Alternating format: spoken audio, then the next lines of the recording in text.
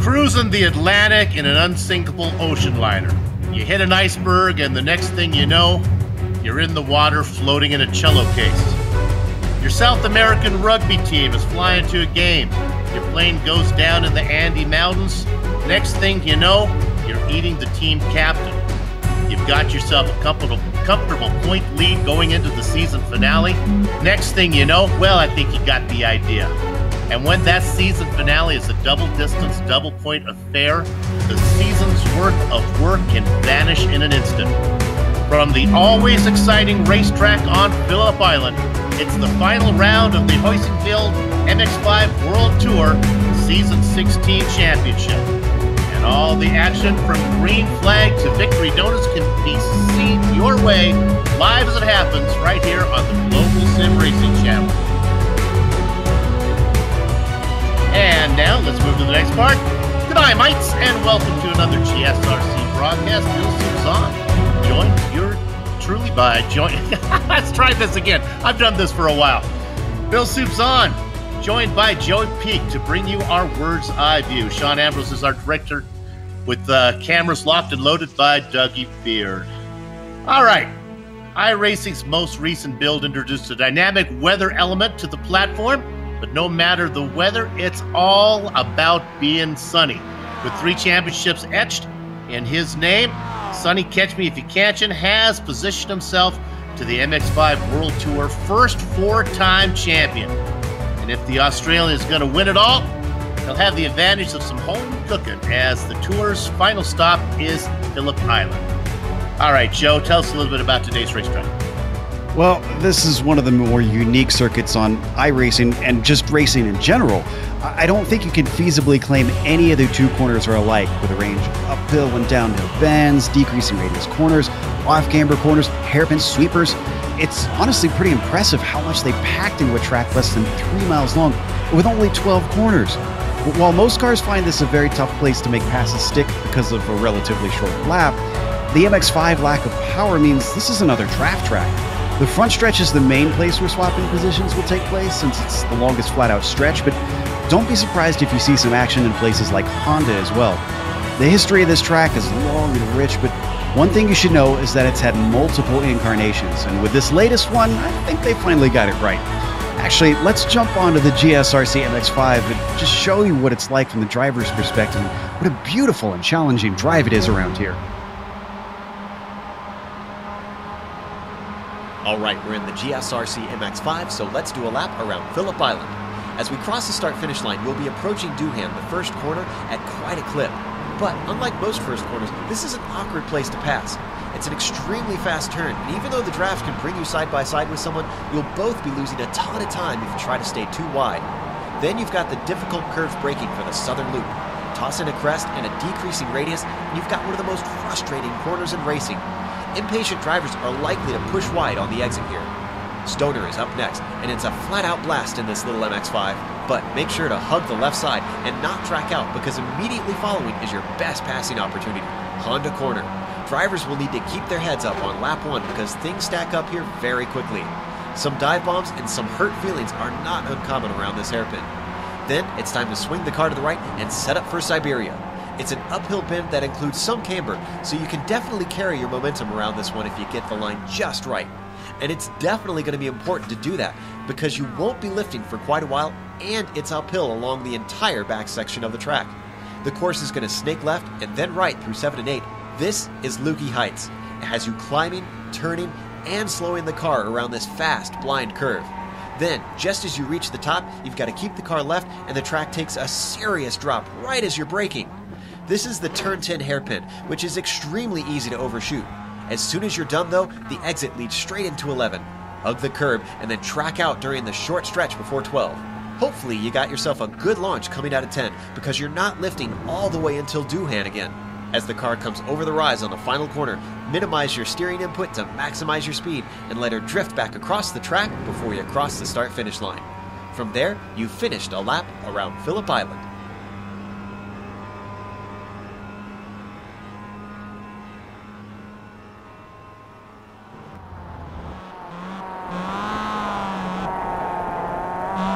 There are a few tracks that seem to work really well no matter what type of car you put on them. Phillip Island is one of those racetracks as we take a lap around this very competitive course.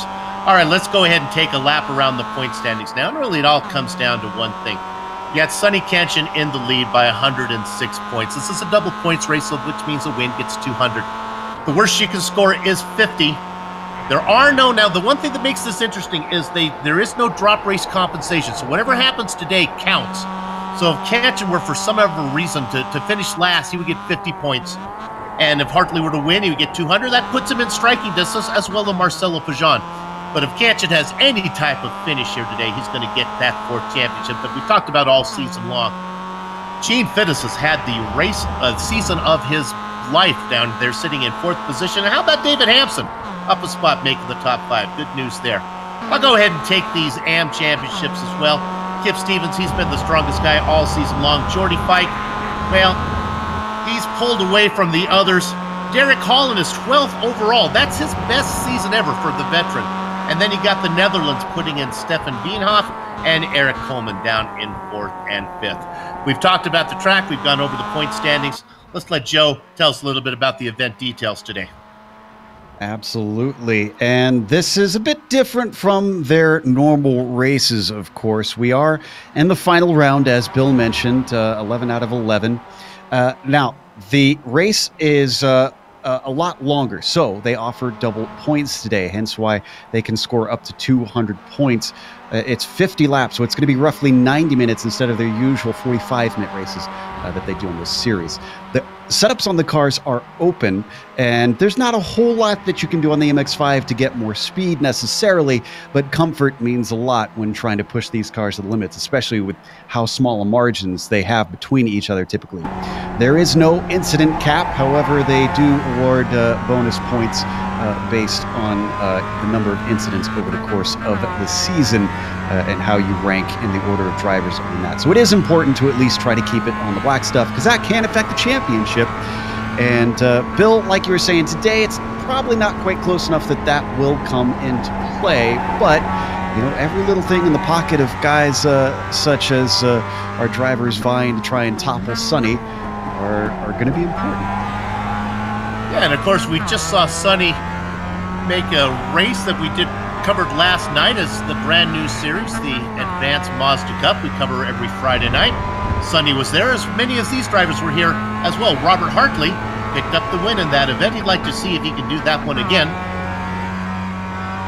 I love this racetrack, Joe. I like broadcasting from this racetrack, but I'll be honest with you, as a driver that is talent challenged, these corners, it's hard for me to find the apex on any of these corners, if you know what I mean.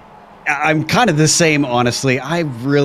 There's very few cars I like driving this track, but that's because I don't like decreasing radius corners and off-camber corners. But the MX-5, it's actually pretty fun in, and that's because you can kind of break the rear of this car loose to get it to rotate. So it offers itself a little bit of flexibility in some of these corners, like you said, where it's hard to find the apex. Really, you got to get it slowed up and turned in as the corner works its way around.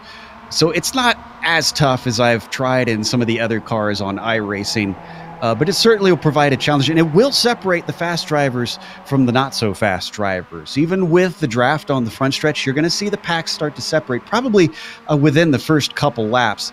But then it's going to be business as usual from what we've seen with the MX-5 World Tour, Bill, where you're going to see the top guys probably kind of work together and just try to settle into a rhythm, especially as they figure out what they can do fuel-wise. The action this season has been in the mid-pack, where those guys are battling back for the AM Championship. You know, you talk about passing those. There's plenty of them here, but they're all kind of different. That's what I like. You have the traditional down into the first corner where you can get a run out of Swan down the main straight and slingshot for a pass. But then, Joe, you got Honda where you can make a dive bomb pass. And then you can come out of Siberia, and who knows what's going to happen when you go through Lukey Heights and even the MG corner, that little down into the pit there. Yeah, they all kind of have their positives and negatives. Like, we're riding on board with Kanta, and you mentioned turn one, which he's not going to take, apparently. The Italian has abandoned that. But if you're side by side heading into turn one, it suddenly becomes a game of chicken. So you can slingshot past with that draft, but it's not flat out through that first corner in these cars today. So it's going to be a case of, well, who dares lift and give it up, or who wants to work together. And then you mentioned places like Honda. Yeah, the dive bomb works, but you got to make the corner. If you outbrake yourself into there, you know the other driver could pull the over-under so easily, even though it's probably the most straightforward passing spot. But then you talked about Lukey Heights, which is kind of similar to the first turn, where you're coming in so fast to try and make this pass work. There's very little braking into that corner. And then you mentioned down into MG. The thing about that is that it almost requires a surprise attack, because it's hard to get in there deep enough to try and outbrake someone. I rarely have made passes work into there, and I don't often see drivers make passes work into there. That one, I think, is going to be a little bit more of like a desperate last gasp sort of move if someone is coming towards the end of the race. 14 drivers here today that have put in qualifying times. Gene Fittis put in a practice time. He's not put in a qualifying time. The New Zealand driver is not currently in the session. We saw this happen to him last night in the Advanced Mazda Cup. He was there and had internet connection problems. So hopefully he'll get that sorted out, because Gene's always fun to watch race. Absolutely. And you know, I'm kind of proud of him, honestly, because I remember when he first came into the MWT, and it seemed like, well, the nickname that you gave him, you know, must finish Fittis. Like, he could not get a race done despite his phenomenal speed. And now you look at him, you pointed out the championship that he's running. Even though he's not going to take it, I'd say this is a guy that's really, you know, handled his demons out on track. And maybe a year or two, maybe if Sonny retires or something, maybe Gene could get himself his own championship in the MWT. It is satisfying to let that nickname go. It's fun to watch. It's something we can keep an eye on, where you can see a guy progress through there. Looking at Trip Smith there in his Ferrari machine. Beautiful red car. Interesting. Trip Smith back there in 14th. Fun battle to watch with these guys in the back here. Trip Smith, Joe McDonald, and Jeroen Ursum always seem to get together. There won't be racing up front, but they are equally matched. It's fun to watch those guys battle. Well, and that's what I love about those guys, is they know they're not going to be able to win these races. It would take something really weird happening. So they just come out every week and they have fun. They don't worry about strategy. They just go out on track. And like you pointed out, they fight each other somehow and wind up battling like it's the end of the world, like it's the last race they'll ever get to do. And in the end, it puts on a great show for us. So that's what I love about watching them.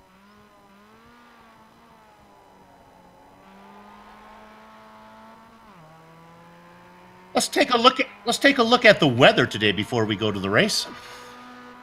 See what we're dealing with. Joe, what do you think?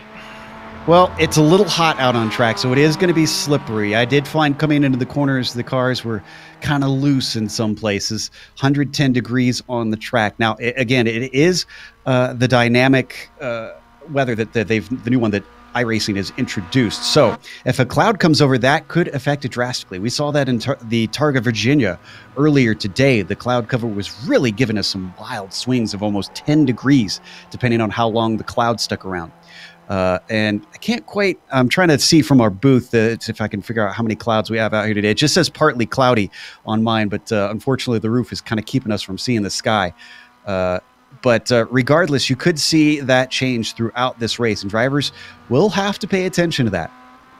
Could just be the luck of the draw, but I've noticed that there's a look at the clouds. Yeah, so we got a few clouds. We could get some cover. Yeah. And look, you can see them move there too. That's very cool. This could be the luck of the draw, but it seems like the track temperature has been a little warmer than I've seen in the past with the sun beating down on it. Could this be the way? And I think we've got our sponsor to go to for the grid, Bill. Oh, yes, we do. Thank you, Joe. Of course, you know what's going on. And that is Heusinkveld. Those are the guys that make this possible. Heusinkveld offers a wide variety of products that you can choose from. We'll talk more about that later when I pull up my script. We'll get that plug in later. Let's go to the Heusinkveld starting grid right now. Front row, Robert Hartley and Sonny Kent. In row 2, Travis Swenke and Jean-Francois Pignot. Marcelo Pajan, the Italian driver, in 5th. David Hampson behind him. I'll take one more row and then turn the rest over to Joe Enzo Canta, and Jordy Fife goes 7th and 8th. 9th will be Robert Willinga, and 10th goes to Steph Feenhoff. Jeroen Ursum, great qualifying for him, all the way up to 11th. He'll be next to Derek Holland. 13th goes to Joe McDonald with Trip Smith starting 14th. Peter Van Gool, 15th. Gene Fittis, 16th, because he did not put a qualifying time in. Same thing with Kip Stevens, who did not get a time on the board. And you might have enough time to get your pitch in, Bill.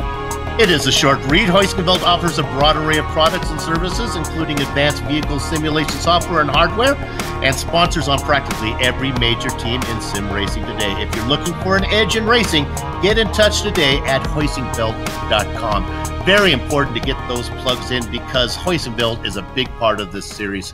They've been around for a long time. All right, this is season number 16, the grand finale, double points, double distance. Sonny Canchin looking to be the first 4-time champion. Robert Hartley on the pole, so far doing what he needs to do as we get that quick fly over the field. Still waiting for the driver in 4th to queue up, and that is Jean-Francois Pignot. He does. I think Kip Stevens the last one out there that we're waiting on. There he is. The leader of our AM championship. Pros are all 7th position up. Amateurs behind them. The only pro, Gene Fittis, who didn't qualify. Gather up the chickens, take cover behind the cows. The horses are out of the barn. It's Robert Hartley leading the stampede down into the right-hander. Canchin in 2nd. Schwenke, Pignot, and Pajan. Yep, and you can see they're already all getting single file. They probably could have stayed too wide heading through here, but it's pretty low stakes as we've already got some contact up at the front. I think Travis Schwenke with Enzo Canta getting into him, and Willinga also having some trouble. Car that took an interesting line into the southern loop and falls all the way to the back. That was Willinga. That was Willinga, yep. Fortunately for him, the race is long and he's still up there. I don't think the car took a lot of damage. And I incorrectly called it. It was Jean-Francois Pignot who got into the back of Schwenke there, coming through the southern loop. Now, it didn't look like, it would affect them much, Bill, but they got to worry because I mentioned that draft. If one of them falls away from the draft and they have bad damage on the car that hurts them in a straight line, that's bad news for a 90-minute race. Pignot in the number 7 car has fallen back to 6th position after qualifying 4th. Keep an eye on David Hampson, the driver in 5th. He's sneaky fast, getting better, figuring out how to race this car. Has been very competitive this season. Coming around to complete lap 1 now as they dive down into Swan. And this is one of the more calm starts I think we've ever seen in an MWT race. Very little, not just in the way of cars making contact with one another or mistakes, but I didn't see much in the way of passing, Bill. It was just everybody kind of slotting in a line. And it slotted in there. Now, let's give a tip of the hat to Trip Smith, racing in 13th position. Doing really well. We talked about that battle between Ursum, Smith, and McDonald. They always seem to find each other. Another driver off in the grass. It's Joe McDonald. Yeah, and that's going to put him all the way back down into 17th. He does return to the track. Didn't really hit anything, but that's an easy one to do through that corner. That's what happens when you try to hold it flat out. Looks like we got a battle between Ursum and I believe this is Holland. Derek Holland doing really well, looking to take it around the outside through Honda. He's trying to finish this pass, and he gets it out there in the AstroTurf. I can get the power down, he gets the pass made. Nicely done. Jeroen, I mentioned, had a pretty good qualifying for him. Usually he's as farther back in the pack, so I'm hoping that he's able to hold this position up, because it'd be a shame for him to lose out after doing so good in quality. We got some info, Bill, on the points, because that's the all-important thing here with this being the final race. If Hartley wins this race, Sonny has to score lower than 10th place for Hartley to be able to take the championship. Well, that's some outstanding news. That's good to know. Look at this battle for 7th. This is the Italian driver Enzo Canta. Then the Dutch driver Stef Wienhoff right behind him, and Gene Finnis, he's with us. He's making short work. He was able to rejoin by the end of qualifying, and already from 16th up to 9th, and I think he's going to get 2 more spots most likely here because he's got a huge hole in the air. Oh, he backs out of it.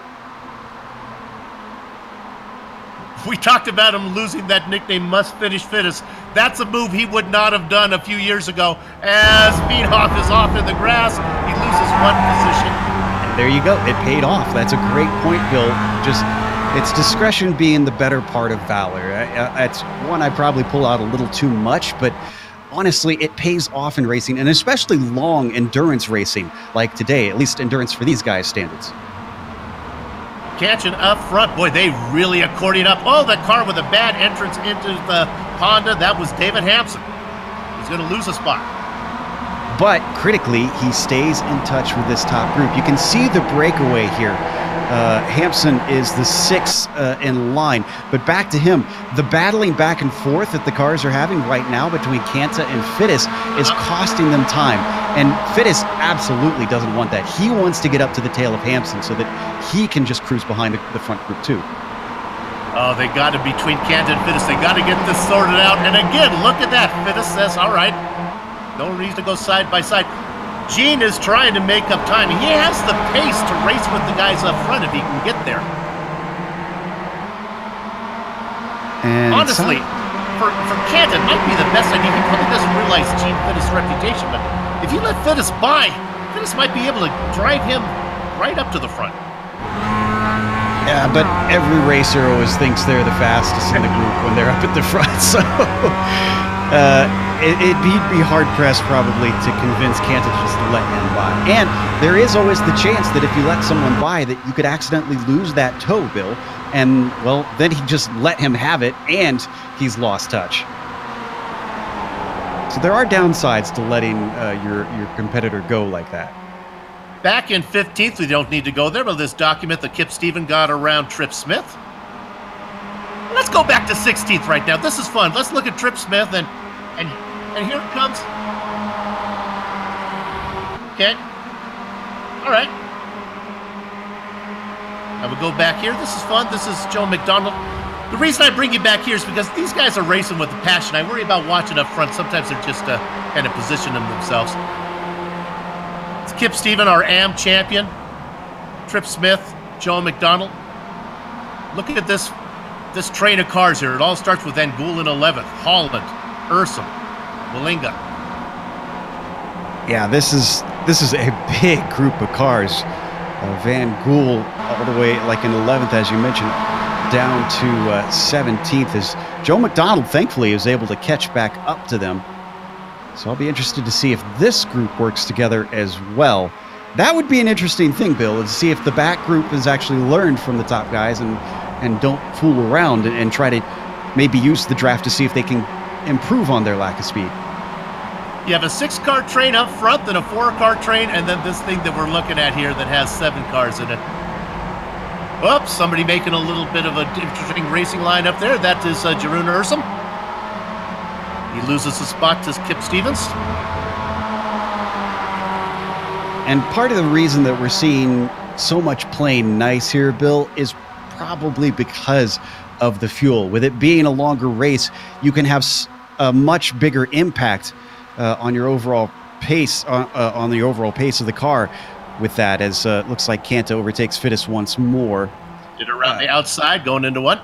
When it's a 45-minute race, you know, that's the small margins that you can use, the leaders that they're looking for, the couple tenths that they want. The back markers have a harder time making a difference with that when they could just do it more with sheer pace. Here, when you can gain, you know, multiple seconds over the course of a race, saving fuel, even the back markers, you'll find will start to lift and coast and get places. As another attempt. Yeah, that's Finnis now out in front. Oh, he's again has that internet connection as he blinks a little bit. I'm going to give you the gap between Hampson and Finnis right now, 3.7 seconds. That's in around this track. That's actually a really big gap. He's not anywhere near being able to pull the draft from that far back. So he has to do it on sheer pace. And right now, our leaders are running 47s and 48s. And Fittis is running 48s. He had 147 in there. So he could potentially maybe reel them in bit by bit. But it'll be hard work, and he really needs the help from those behind. Hartley and Kant is still up front in that 6-car train that is very well behaved in the front. Here's the interesting thing, though. Hartley's been leading pretty much the whole way. So Sonny's saving more fuel, which to me says, is he finally going to take the lead? Well, they're finally swapping. There you go.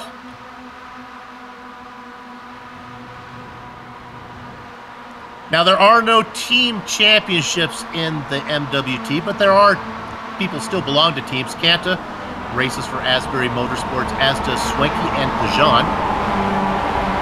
Hartley out there all by himself. Is Kanchan still on AMS? You know, he comes and goes depending on his state of mind. I believe he is back. He's got AMS on the hood again. Depending on what color he's wearing the day? Yeah, that's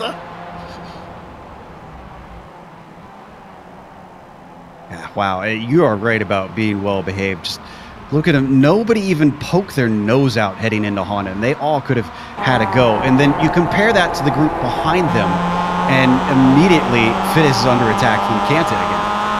honestly the best battle is that battle for 7th between Fittis and Kanta. They have swapped it back and forth. Beanhoff has been watching on, and Jordy Fike, 4th car back there. Talk about the Sheriff, Jordy Fike. He's having a great season. Really doing really well in the AM Championship.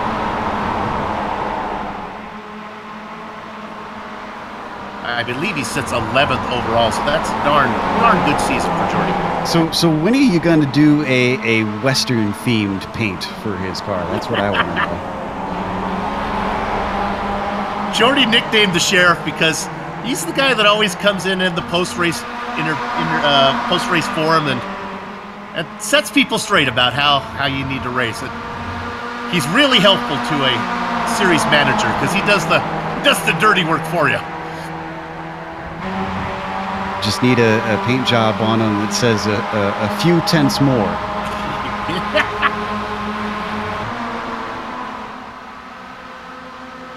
Now they're finally staying a little bit patient down the front stretch here. Although they are starting to lose Jordy, so he's got to hustle. He's got to work to stay on the tail of this group because it seems like they have a little bit better pace than he has alone. If we could, before we go on board with, could we go back to 12th position? This is side by side right now. This is Peter Van Gool, the new driver. This is quite a battle going on. Derek Holland now has the spot. Here comes Jeroen Ursa with a tuck underneath. These guys are having fun. That fluorescent blue and white car behind, that's Kip Steven, your AM champion. Stevens in the popcorn position. He's going to position himself on the racing line, which means he'll have to go the long way around, but he could get a better launch. It's almost a sideswipe between Van Gool and Willinga. Now here's the irony, Bill. Willinga's the one from the Benelux Club, and Van Gool is the one from UK&I. So.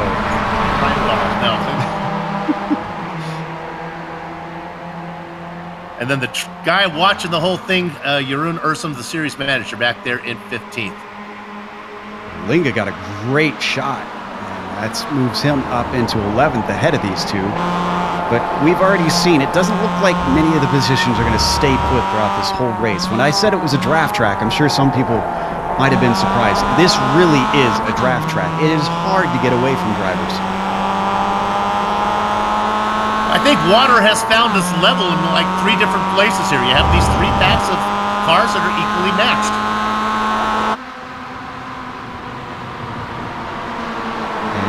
Change for position, which Hartley now moves down to 3rd. Wonder if he was thinking about how much he was leading and starting to realize he needs to save some fuel. All right, now it's a different race, it's a different racetrack, but I saw Robert Hartley just last night in that Advanced Mazda Cup race that I talked about do exactly this. He led early, then fell back to 4th position. And here's the fascinating thing. Did you see Sonny Cantion stay off the racing line intentionally? He was trying to keep from giving a draft to the cars behind. That is curious to me. Now, we assume it's 2 stops. I haven't heard officially if it's 2 stops or not. I'm a little bit concerned. Usually they can go about 2/3 of a race, of a 45-minute race. They can go about, what would that be, about 30 minutes or so. Maybe it's not a 2-stop race. Are you thinking 3-stop maybe? Maybe these guys have to save a little bit. And that could also explain why we're seeing so much cooperation out there. So we'll still. I'm not going to say the word. Our director's trying to put it in my ear, and I'm not going to do a Darrell Wall trip. But I think the real test is when we get to that 30-minute mark and see exactly who's able to make it the longest. Yep. As we're racing 90 minutes, the 30-minute mark would be the goal. That breaks it up into 3 equal Here comes stops. Travis Schwenke.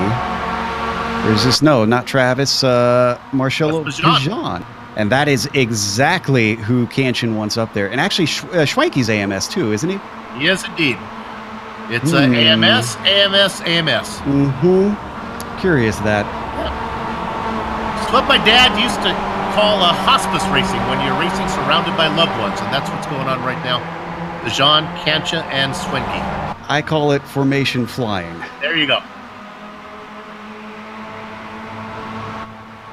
Well, that's Hardly bad news. Go ahead. No, hardly back and forth. And then don't forget about Pignot and Hampson back there in 5th and 6th. Just watching the show. Absolutely. I was going to say, this is... Canta's off. Just a short off. He's now got some dirt on the tire.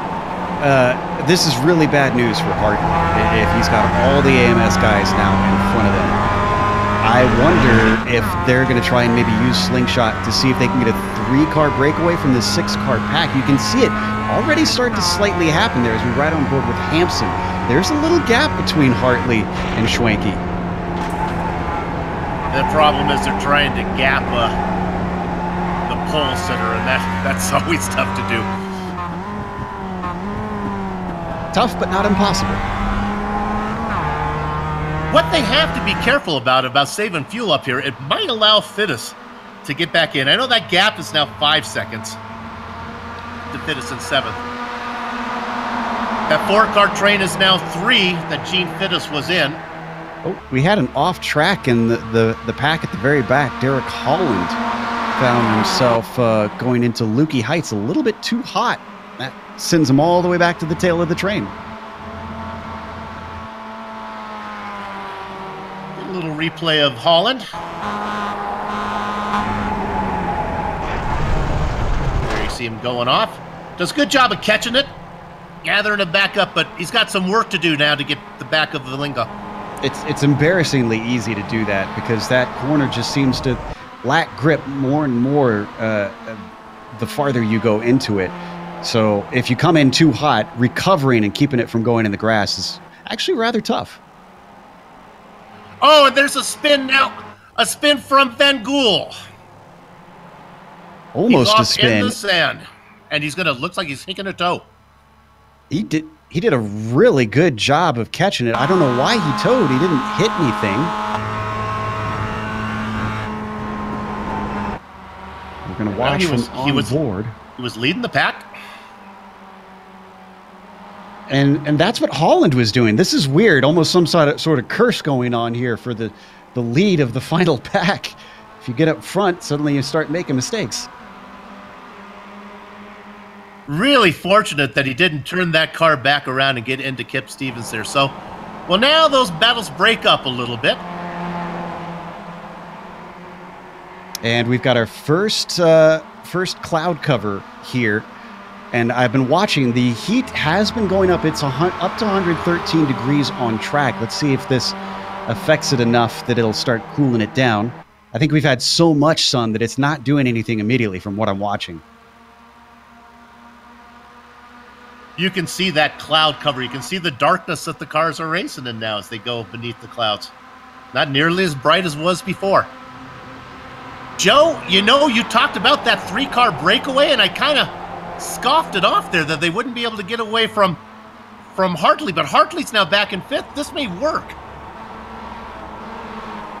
Yeah, and like I said, it's not impossible. It's really tough, but if they work together, and we've seen these AMS guys be willing to work together to try to get the means that they want for one of theirs to win a championship or a race.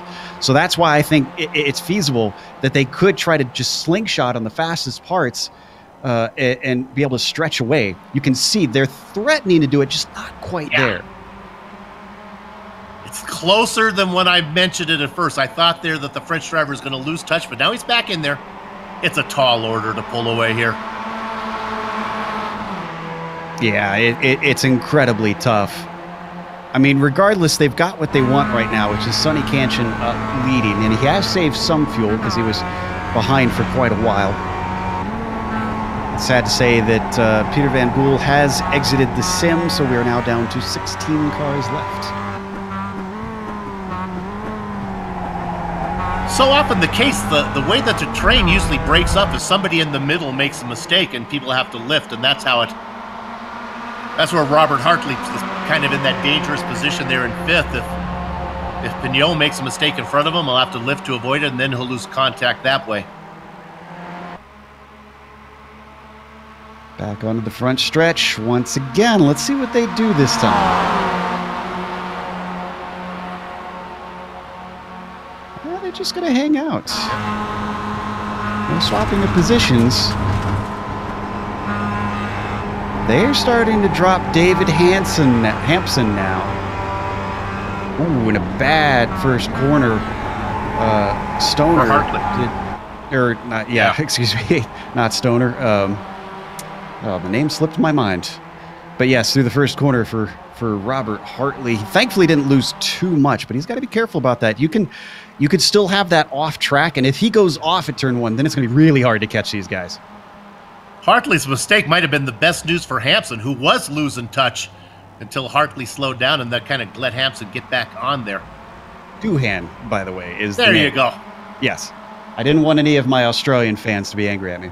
Well, you're living in Colorado, so I understand why Stoner came to mind.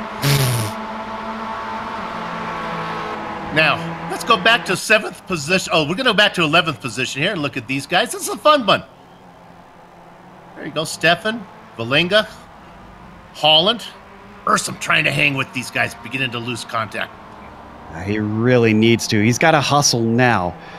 He's currently about 1.2 back, but if he can stay at that 1.2, you can get a bit of the effect of the draft from at least 2 seconds back on the front stretch, Bill. So he's definitely not lost it by this point. Just doesn't want to get too far behind. You know, we have commented about the break between the pros and the amateurs, how they have it perfectly nailed. Top 7 drivers, all pros. All the drivers after that, amateurs. They really have figured out the cut line here. Enzo Canta is back there. He's in 10th. You're right. He's ruining your pattern. Messing with perfection. Yeah. Man, Kip Stevens is the other one that is having awful connection problems. He's blinked out a couple times since we've watched him. And understandably, Valinga is trying to get by so that he doesn't have to deal with that anymore. And now he is out in front. And Ursum did not pull it up to the back of them as much as he would have hoped. He is still at about 1.2, 1.3.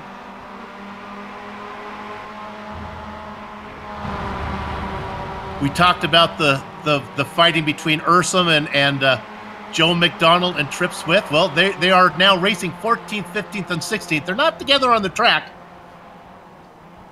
I'm sure that'll change. Yep. There's a lot of racing left to go. And speaking of which, we are 23 minutes into this now, Bill.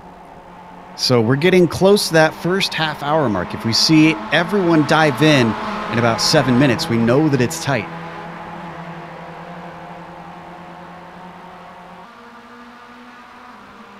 That's a good battle. Let's jump up and give a little love to Jordy Fike racing in 8th position. He is being hounded by Steph Wienhoff, trying to stay on the back of Gene Fittis. And that's definitely a car they don't want to lose touch with. Nope. Remember, I believe it was Kanta that Fittis was racing with earlier? Yep. I believe it was, yeah. And they've dropped Kanta, which surprises me. He must have had a mistake or something along the way, because Kanta tends to be a relatively fast driver. He did. He had that off where I mentioned it, and he just got the tires on the grass, and you said, it won't be too bad. He had trouble getting back on track. He took a long time to get back, so no damage, but he's going to have to work hard. Oh, Kanta. Okay. See, at the time, I thought you said Kanchan had an off. Oh, there you go. I was looking at him, and I was like, he was barely off the track. What are you talking about? That makes sense. Okay. Yeah, it makes a lot more sense for me now as well. But look at here's the other distinct thing. Wienhoff hasn't been around quite as long, but, a couple of seasons now. Jordy Fike, definitely a veteran. And look at how different they are playing with Fittis compared to Kanta. Just following right in line. They know, they are very aware of how Fittis it is. So this is intentional, I assure you. Enzo Kanta joining the series thanks to his country mate Marcelo Pajan. Said, hey, come on, this is a fun series. Come on in and race with us. Good to have Enzo back. We've seen Enzo race in the, I think he races the SRFs a lot. Yeah, I seem to recall him racing there in the Weekend Warriors and some of the other series we've done with that car. I think he showed up for that combination series where we did the SRFs and the MX-5s and the Skippies all on the same track. He was racing that one as well. On board with Fike as he continues to just ride in the tire tracks of Fittis. Now, I'm curious what kind of laps they're running, though. Let me take a look. 48.4, 48.7 for Fittis. And then Hampson, 48.5, 48.1. Yep, they're swapping back and forth. They're about on the same pace as that front group. So Fittis isn't catching them, but he's also not losing them either. And again, we'll learn a lot here in the next about 6 minutes. Well, even less than that, about 2 minutes, to see if these guys can get to the 1/3 mark. It might be a case of the front guys just going slow enough to make sure they can hit their number. Yeah, and that's true, too. We don't know what kind of pace they're running compared to what they could if they were really pushing, if they're saving, necessarily.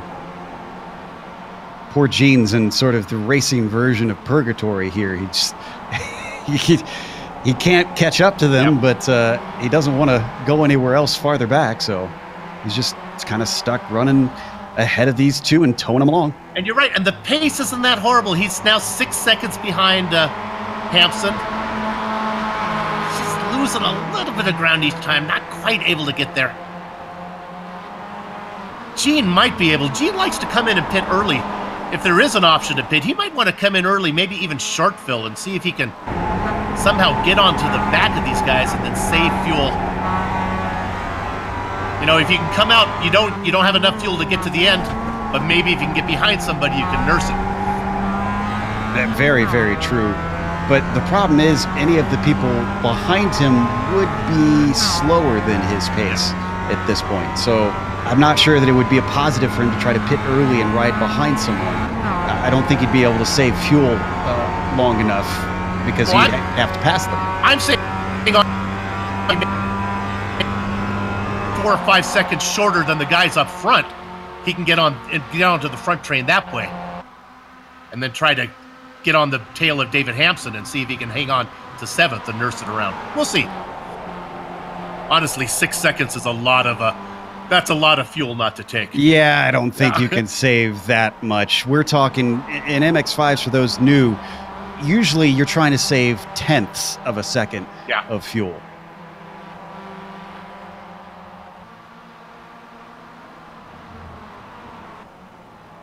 Sonny Ketchen, your leader. As the sun comes back out appropriately. And the weather hasn't really been affecting the track too drastically much here. It's still hovering at about 114. If anything, it's been getting steadily hotter. Remember, it was about 110, 111 when this race began. So they're losing more and more grip.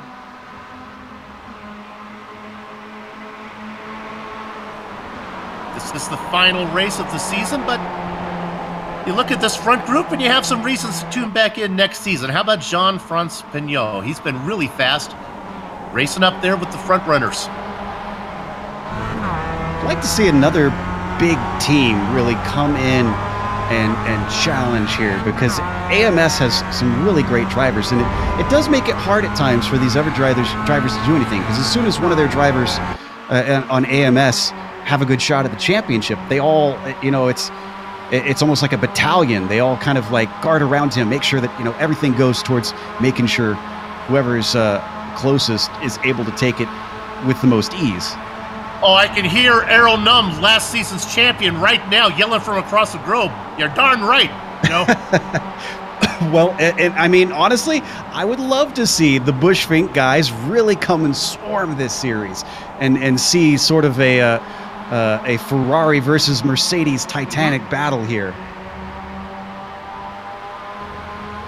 Well, 31 minutes and 40 seconds. Is this before the 1/3 mark? This is right on the 1/3 mark that Kip Stevens has come in. We are at exactly about a half hour in. This makes me feel good about the two-stop possibilities here now. So we take a look at the lead. We don't need to go to it, but I do want to report that Gene Fittis is pulled away from Fike and Wienhoff. It's about a 1.5 second difference, so they are no longer being towed along. Yeah, that's going to be a lonely second 2/3 of the race for Fittis, as he's going to pull away from Fike and Wienhoff, but not have the pace to catch the guys up front. Could be pit stop time this time. Let's see. Nope, looks like they're all going through, but I'm glad that you mentioned the pit stops and looking at the pit entry. We'll see it with plenty of cars. That is a tricky pit entry. You can't just take it flat out all the way in, or else you're going to slide off. In fact, we've seen drivers have accidents in all manner of cars on that pit entry because they got a little too greedy, Bill. So kind of wonder if we'll get another unfortunate highlight throughout the day. Enzo Cannon negotiating that pit entry right now as he pits from 10th position. I like pit exit here, Joe. They give you a choice. Now, I didn't actually get to see, did they implement any special rules on which pit exit you had to take? I checked the track-specific rules. They always post something every round, and they said none. So that, to me, that means I get to whichever choose one the one I like. Now, here's the thing, though. It actually can be kind of dangerous if you come out on the first pit exit, as we watch the now lap cars here with the leaders, because it does dump you right into the racing line. And if you've got a bunch of cars that are playing drafting games, someone could be blind because they're right up behind someone, and the person in front ducks out of the way at the last place. Then next thing you know, you're plowing into a slow car. So if it was me, I'd probably take the wide exit just to be smart and not put myself in a potentially dangerous situation. I've never found an advantage with speed on either exit. Have you? Am I missing something there? Or not in these MX-5s. Some drivers just like to duck out as soon as they can. It all depends. I mean, it's technically like 2 feet shorter or something like that, you know, because you're going the wide way around. So I don't know how much exactly, but it should physically be slightly shorter. We'll follow these leaders and see if anybody ducks in, and here they come. Yep. All 3 AMS cars. I think they got their communications worked out. Now, here's the interesting news, though. If I'm Robert Hartley, this is my time maybe to see what I got.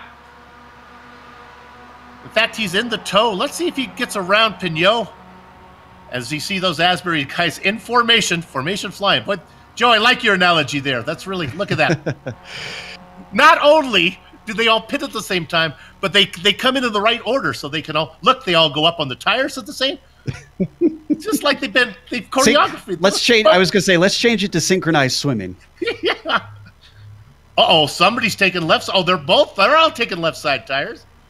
Because, yeah, this is a longer race than the normal one. So I think because they're taking more fuel, there is an advantage now to taking both tires. They have the time for that. And I can report that Hartley did just overtake Jean-Francois Pignot. I'll tell you what, for the most part, watching an iRacing pit stop is about as boring as you can see. That was the first time I actually enjoyed watching a pit stop. Those 3 cars doing identical stops. Well, you'll be out in front. You'll be very pleased, Bill, because they are working on, and they've shown teasers of the IndyCar pit stops with the crew. Oh, that's teasing me.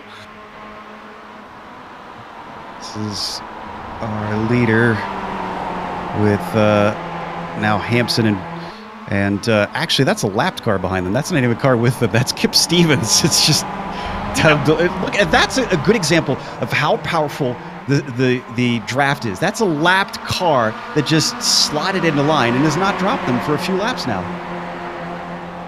All right, here comes the next crew. Yep. Yeah, there we go. Kip Stevens, who has already taken his, stays out.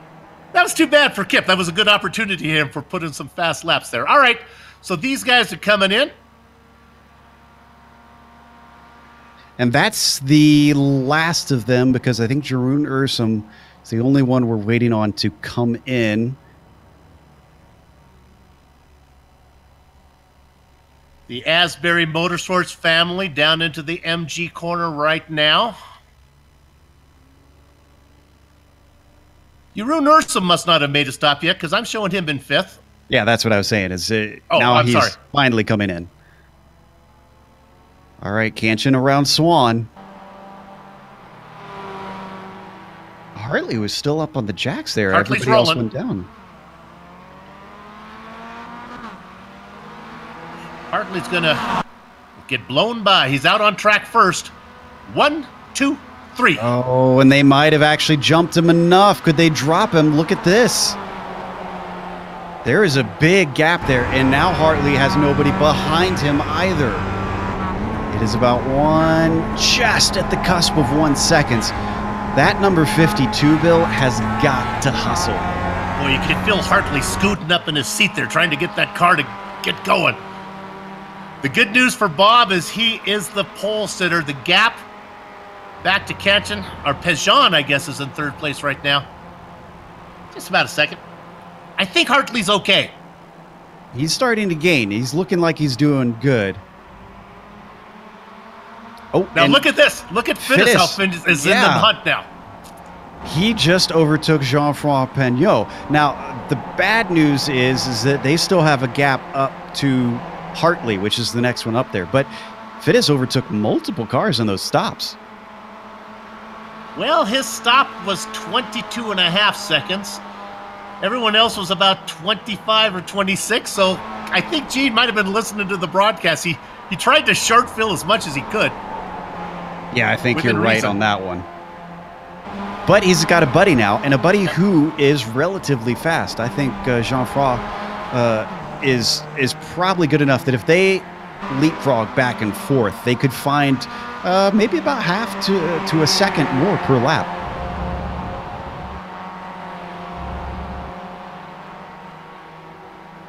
David Hampson has been fast all season. His Achilles heel is the pit stop, and boy, you can see the clouds roll in now as it's dark again. Hampson was fine in the box, but it was his cone-to-cone time was really slow. I think, Joe, it's a lot what you talked about, that pit entry here. You got to practice it. And it's also very tricky because these cars don't have pit limiters, Bill. So I've always been really nervous when flirting up with the edge of the pit speed where you can get penalized, because part of the problem is that when you've got pit stops like this and you don't have a crew chief on the box, you're having to mess with that at the same time. And it's so easy to not pay close attention if you're getting very close to the pit speed limit and just go over enough and suddenly black flag. And that costs you a lot more time than just going maybe a mile an hour or two slower. Let's go back to 10th. Remember Enzo Canta? He was racing up there with Fittis for a while, had the trip off into the grass. Well, now he's caught up to Wienhoff and not that far behind Jordy Fike. Yeah, this is looking like a 3-car battle starting to brew back here for the last of the top 10. Now, I'm noticing Jeroen Ursum never came out of the pits. Yeah, I was saying the same thing too. I was looking at McDonald and Smith, and Jeroen is still there. I think he hit anything. And not seeing any damage from this angle, so maybe he's elected, since it's the last race, he's just going to be a live admin or something. Let's go to Valinga real quick. Maybe we can get a replay of this one. Derek Holland makes a pass. Valinga goes off in the grass. I was worried. I'm not sure where this is I guess this is a driver error here. Is this coming out of Siberia? There he goes. Yeah, the temptation is great on that corner to get on the power really, really early, and you can more than you would expect. But the thing about it is that you saw it's very easy to understeer.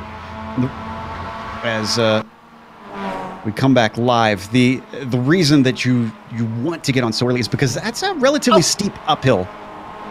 That was Enzo Canta saying, "Hello, Jordy Fike."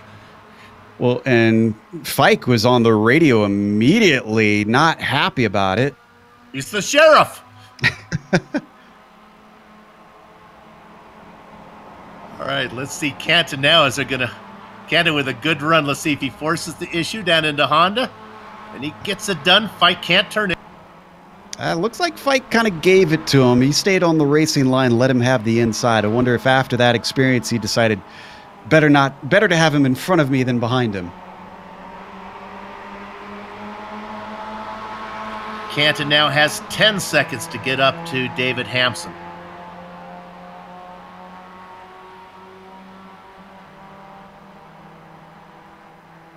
Now, Schwanke's got it up to second.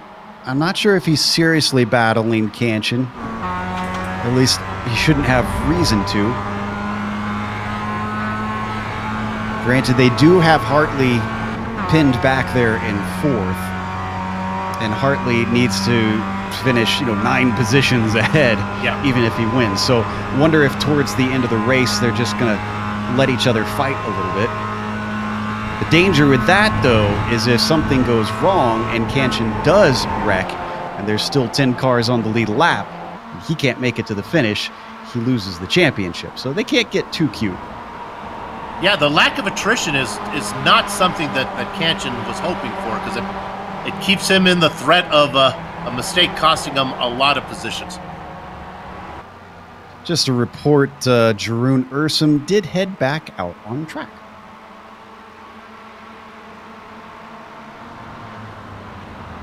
All right, so Travis allowed to get up front now.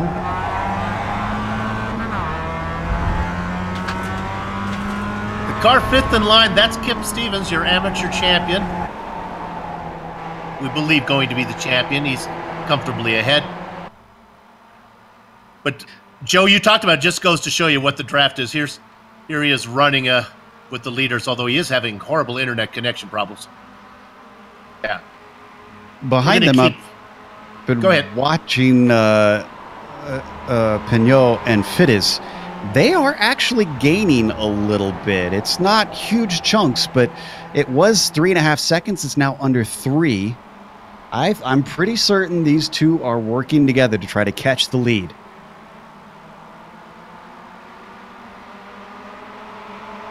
And actually, Stevens being on the tail end, if this makes sense, it makes the draft all that much longer.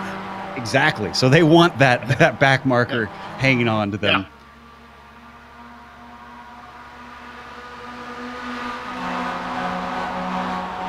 So there's that visual reference. Make a mental note of that, audience, because the next couple laps by, we'll take another look at it. We'll see if we can visibly see if they've gained. Remember, the Frenchman back there in 5th position qualified in 4th. He's got pace. And Fittis, of course, qualified in 16th, gridded up at 16th, but that means nothing because he didn't put in a qualifying time. We know he's fast. So, yeah, these two guys could get there. I still give a lot of credit to Fittis, though, because you consider that he came from 16th on the grid. That's a lot of cars to have to work through. That's still a time deficit that you're working against. And right now, he's only 4.5 seconds back from the leader. That means I would say that he's effectively actually gained time on the leader since the start of this race. That's incredible pace, not easy to do. Yeah, just the amount of time it takes a car from the 8th row to get to the start-finish line where the leaders were. Absolutely.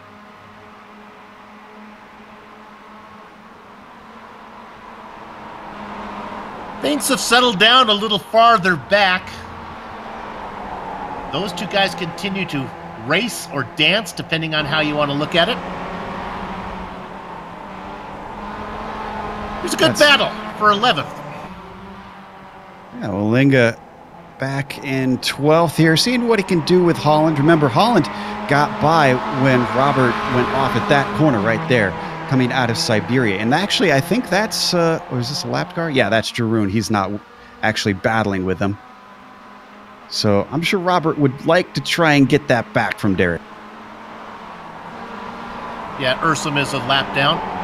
Ursum racing out of the Netherlands. Olinga racing out of the Netherlands. Holland, not in the Netherlands, although he should be.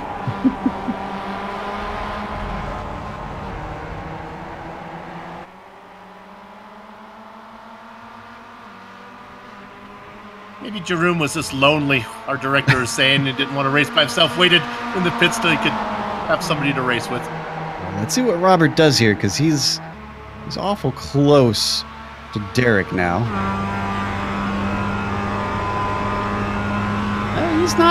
He's not climbing all over him. That normally should be an easy pass, so maybe Robert playing a little long game, maybe he's looking to save fuel. Couple cool sponsored cars out there with Holland in the Heusinkveld machine and Robert Olinga racing in the Discord machine. Good to see that company represented. Absolutely. We're exactly halfway through now, Bill. 4 cars up front. They continue to race in order. Visually, Joe, I think Fittis is getting really, really close to Stevens and getting on his tail. Yeah, he definitely is. But that's more because Kip seems to be losing the front train slightly, rather than them catching the front train, because it's now only 2.8. I thought that they were gaining time quicker than that, but it seems to have stalled out slightly. 3 seconds from Hartley back to Fittis. Fittis is at 4 seconds back from the overall leader now. It was 4.5 before.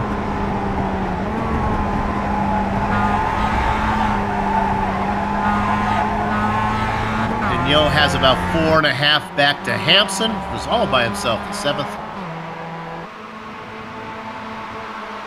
Yeah, Hampson's really got to get that pit stop stuff sorted out, because I feel like this 7th place, he could have a much better result if he was just on the tail end.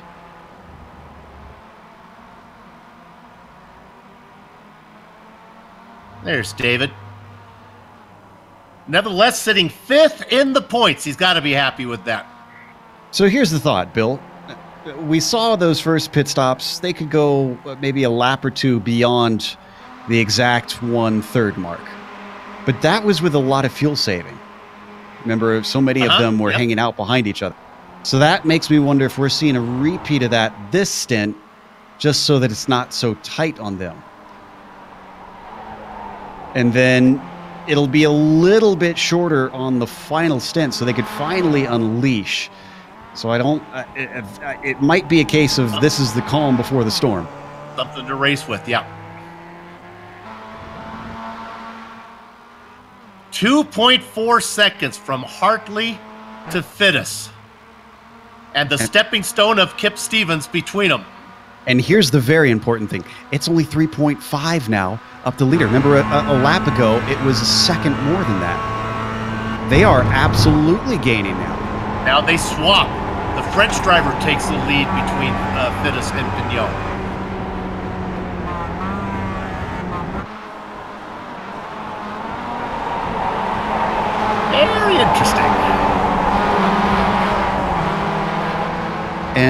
we haven't really paid close attention to these guys up at the front. But right now, Sonny Cantion is running in third. And once again, he ducked out of the slipstream. Now, when he's leading, I could see reason to do that. I'm not sure why he's doing that when he's in the middle of the pack. I mean, he does have Hartley behind him. I guess maybe he's just trying not to give Hartley the slipstream. But then again, it hurts his fuel mileage too. So, I don't know. I'm kind of at a loss on this one for why he keeps ducking out of line. Fittis has got back around Pignot. And I'll be honest with you, the passing that they made was very well timed. It didn't slow either driver down. Those are two experienced drivers, Bill. They know how this works.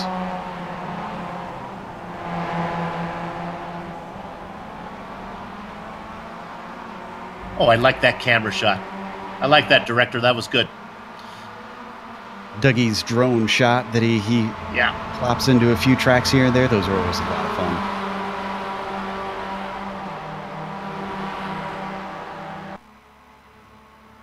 Season 16. GSRC has been here since Season 5. Joe Peak called lead commentator on that one. Our own Amjad Yaman picked up the very first win in the MX-5 World Tour. And maybe even more significantly, the very first broadcast on GSRC. Absolutely. So watching these two, they didn't gain as much this time. It's almost 4 seconds now. In fact, they've lost a little bit. I don't like this combination of Pignot and Fittis. I like Fittis out front. I think Gene would probably agree with me. Gene, of course, those short fields, so he might be in the position where he can't afford to do all the work. Yeah, that's a good point. He might want to lead. He might have the speed to lead, but like you said, does he have the fuel to lead these two? Nice battle for 8th. Let's check back in on this one. I thought that Enzo Cantor was going to drive away, but no. Steph Wienhoff and Jordy Fike staying with him. Yeah, and Enzo did actually for a brief period, but I'm not sure if he made an error. I haven't been watching. Like you said, the number 400 now all over the back of him all over again.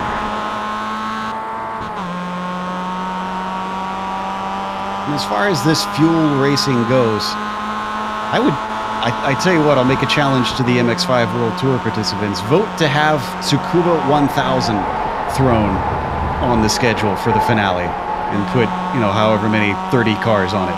That'll be entertaining. There you go.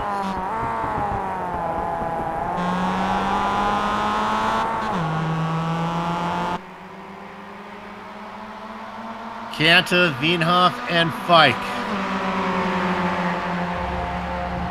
22 laps to go. Yep, and we keep jumping back and forth between the lead 4, between Fittis and Pignot, and then, you know, we're looking at these 3 as well battling. But I know we've mentioned him, but how about just a little more love for the 888, David Hampson? He really is just racing all by himself. He's 6 seconds behind Fittis. He's 9 seconds, almost 10 seconds ahead of Kanta. He probably can't see any other cars on track, honestly, right now. Yeah, and he there it is. He is way too fast to be caught, and not fast enough to catch anyone. The only time he probably has a glimpse of any other cars is on the front stretch. Oh, there we go. There was one. That was Fittis up in the distance we saw.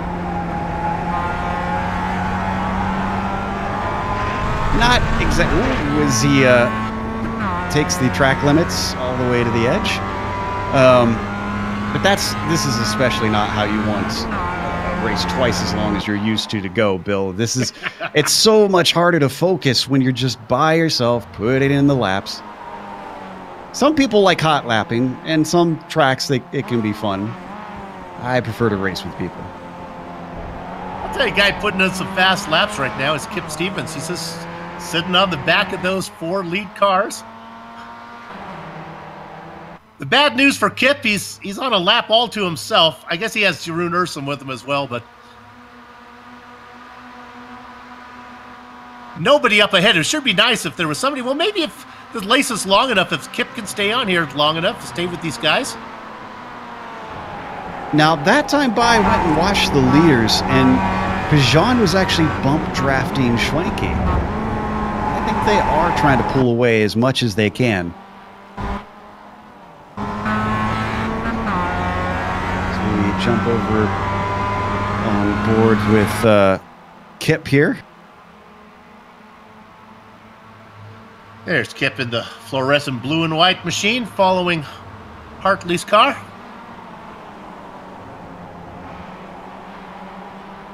We can't really focus on Stevens because he is blinking. Probably the safest place to here to be right now is the tail end of that train. Yeah, certainly. Now, update for those wondering how that gap is looking between Fittis and the group. Well, it's holding at about 3.7 seconds, so they're not making inroads again. It's just, it keeps teasing us, Bill. It looks like, oh, they're gaining, they're gaining. It's going to be a race, and then it slows down. 3.7 from the leader, 2.4 from Hartley. So, oh, that's true. I was looking at the wrong number. Well, so but nevertheless, 3.4 is still this. That's where it's been. Yeah. That Kip Stevens car could play a bigger role than he realizes. It just is he on the team? Brings that. Yeah, you know, I do think he is. If he would slow down just a bit and maybe get so that Fittis could get a whiff of him. Well, I guess it's Pignot right now out in front. Yeah, and Jean-Franc has been in front for a number of laps now, I've noticed. So I think you're right about Gene thinking, oh, I got to save, we're also going to lose touch, because he does, you always like to say it, it's pay me now or pay me later. And unfortunately, he's going to have to pay for that hamburger eventually. Yep. Because he's got to have enough fuel to get to the end. Joe Peak using a Popeye reference there. I've used that with you before. I'm proud of it. Are we right on video? And the good news is right over the roll bar. The good news is that I've seen Gene blink a little bit, but the blinking is not as much as what he had before. So I think his internet has settled down. You have to sprinkle some catnip onto your router so that all the cats that run the internet just settle down. Again, another reference about well, never mind. That one's a lot more modern than Popeye.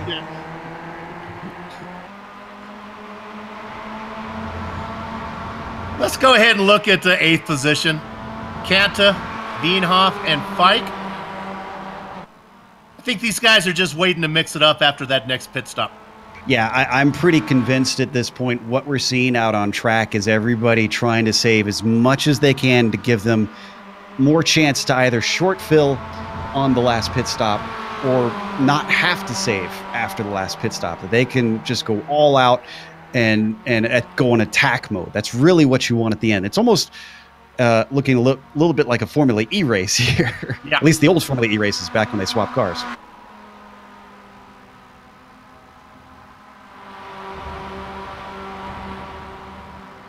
$19 laps to go, and we are getting close to pit stop time here. Yeah, just a few more minutes, maybe 5 or 6 more, and I think we should see them come in.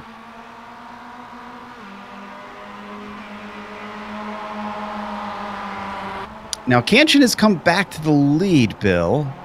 So maybe he's felt like he's done enough fuel, or this could be coordinated that they make sure all 3 of them save enough fuel. So it's you do a few laps up in front, and then the next person does, and so on.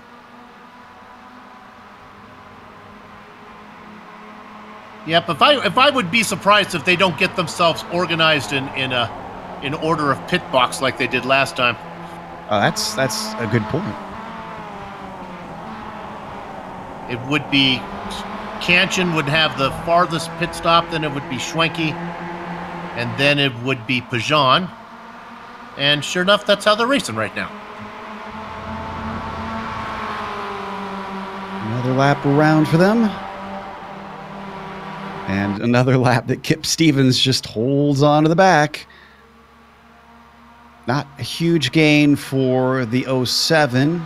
And y'all still 2.5 seconds back from Hartley. Well, from Hartley, but of course Stevens the one that they want to try and catch. I guess if Stevens hangs in there long enough, eventually these guys are going to get up to Trip Smith. That would be a battle for position, I would think, if I have my numbers right. And Stevens could get that way. Trip the last car on the lead lap. That was his plan all along? There's Trip. He's very proud of that color.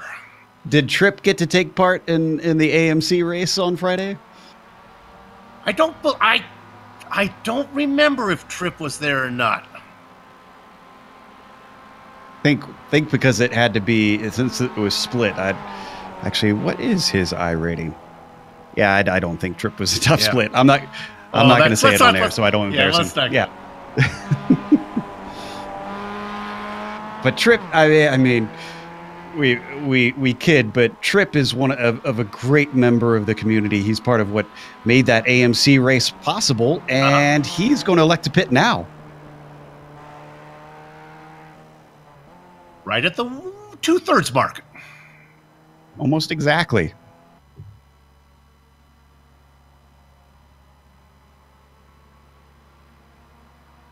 This means that Kip Stevens is going to pick up a position here. Ooh, big development. Gene Fittis is in. And he does not have a friend. Jean-Franc Pignot stays out. But he got to the point. He went as far as he could. He got to the point. The problem is he's going to need to take more fuel than the rest of these guys to get to the end here.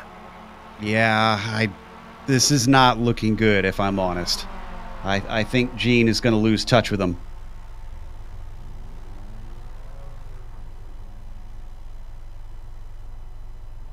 Interesting. Did he only take 2 tires, or did he take all 4 there? I think he just I saw him go up on the right sides only, I think is all he took. Wonder if he didn't have enough time to get all 4 then. For that, well, no, this is the longer of his 2 stops. So our leaders stay out, and Pignot is, well, he's cut off more time, actually. Man, that's going to be frustrating if knowing if he would have stayed. Yeah, but he might not have been able to stay, as you pointed out. Maybe Fittis was the anchor slowing Pignot down, because he's coming now. I don't think it was slowing him, but I'm just saying that I think knowing that if he could have gone, 2-3 laps more, that maybe he would have finally caught the tail of that train. Also be interesting if Hartley decides to come in with the AMS guys, or if he's going to stay out and see if he can hot lap once. Frankly, if I was Hartley, I would do everything they do, because then you can't lose them. Now, Hartley has been hanging out behind them, so he actually might be able to have a much shorter pit stop than those guys, because they have been sharing the lead, and he has not. He's been consistently back there just cruising. And he went longer the first stint as well. Remember, he was in the lead. He dropped back to 4th, then went the extra lap. Oh, we've got our first victim of the pit entry. Enzo Canta is a bit lost, actually. Oh, where is he? He's going backwards.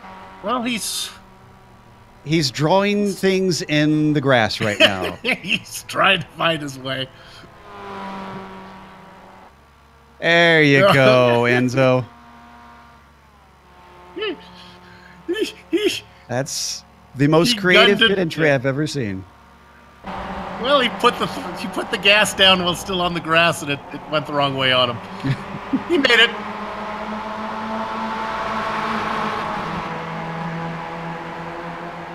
They've got This is Jeroen Ursum that they are gathering up. Now, Jeroen is behind Kip, so this is not for position. Kip did pick up that position, though, on Trip Smith when Trip came in. Look at Jeroen getting that baby out there. Guessing Jeroen doesn't want more of the ire of Sonny after what happened at Mosport. For those who didn't see, Sonny made an early stop, and Jeroen stayed out. They were racing for position, although they were on different pit strategies. And Jeroen decided to race him a little bit. And the number 07, I think, is now within the draft range of Stevens. 2 seconds between Hartley and Pignot right now. And yeah, as Stevens falls farther back, that's going to help Pignot get there. Stevens is almost exactly halfway between them, so that's 1 second. That is definitely within the slipstream range. Got another pitter with Veenhoff. Highest driver to have 2 stops right now is Fittis in the 890. Vike stays out. That's who he was racing with. And after Canta's exploration of pit entry, I don't expect him to be a part of this, so it's really between Veenhoff and Fike. See how that sorts out. Canto was a blistering 1 minute cone to cone compared to everybody else's 47 seconds. Yeah, and if you did it by mileage, he'd be farther there, too. Poor Canta. Let's look at the French driver, Jean-Francois Pignot. He's there, boys and girls. Yeah, he's got it now. And I think we're going to see them come in. At least some of the drivers should come in this time by.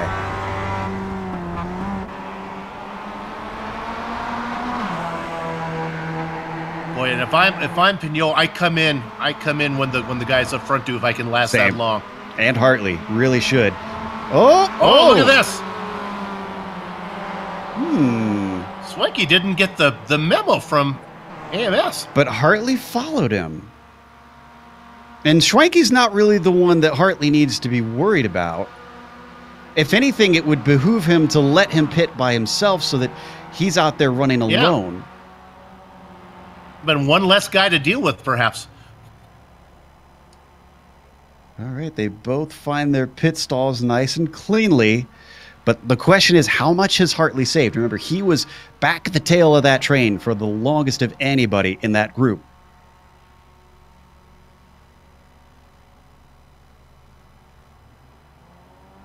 Hampson comes in. Fike comes in. Schwenke's going to get out first. Hartley's right there. Oh, and it's the same amount of time. In fact, Hartley just slightly slower than Schwenke. I'm surprised by that. God, Sonny must have been teaching the whole AMS team his tricks because, I mean, look at that. That's phenomenal. They were leading, whereas he was right behind them. Hartley should have saved so much more fuel than a guy like Schwenke. I am flabbergasted at the talent and knowledge that team has.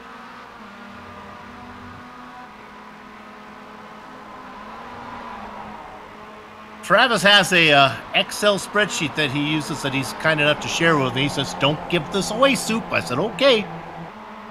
It's very detailed. He has it down to quite a science. And go ahead. Takes into account also the randomness of the fuel fill. It is very detailed. Bad news for Gene Fittis fans after the stop with Schwenke and Hartley. Fittis is a whole 8 seconds back from those two. So here they come with, and it includes Jean-Francois Pignot. So if did we get an official pronunciation of his name? I feel like I'm botching it every time. Pinot Noir is. I mean, it's a Pinot. Gotta be. Well, we'll find out. Oh, well, Jean-Francois missed his pit stall, so that's going to hurt him a little bit. And after all that hard work.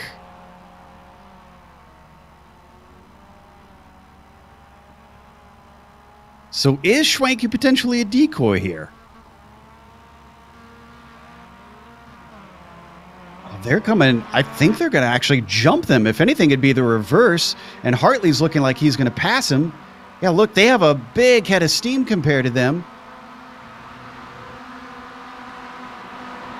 Just behind. So that actually worked out better for Schwenke. That surprises me. The Italian driver Pajan's going to really have to hustle to get there. And now Hartley leads, but the championship is not his. Again, if anybody's joining us, Sonny Kanchan has to finish 10th or lower if the number 52 car finishes where he is now.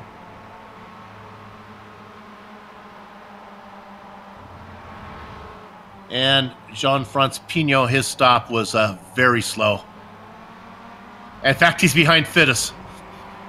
Oh, I don't think Gene will mind that too much. One less position he's got to worry about losing if he can hold that gap ahead of him.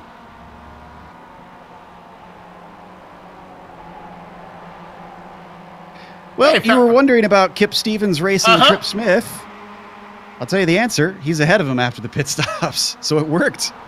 Trip, it's not fair. He was tagging behind the fast guys the entire part. Hey, that all's entire fair second in stint. love and war. That's not fair to Trip. Hey, Kip saw an opportunity, and honestly, in seriousness, I give credit to Kip for what he did, because that was incredibly clever, and for him to execute on it did take some skill. He had to make sure that he did not lose track of that lead group, and it gained him a position. So, I give a round of applause to Kip Stevens for thinking on his feet. That's what makes a great driver right there. It's just being able to think on the fly and also think outside the box. On the way to his amateur championship, enjoy it while you can, because you'll get promoted to the pros. We talked about Sonny Kanchan being a 4-time champion. There are no multiple amateur champions, because once you win it, you don't get another shot at it. You can't be demoted? I don't think so. Spend a season up in the pros? I was curious if they do that. Some series will, if you don't do well enough, you get demoted back down. All right, Hartley, Schwenke, those were the two early pitters. They raced 1-2. Kanchan, Pajan, the late pitters 3 and 4.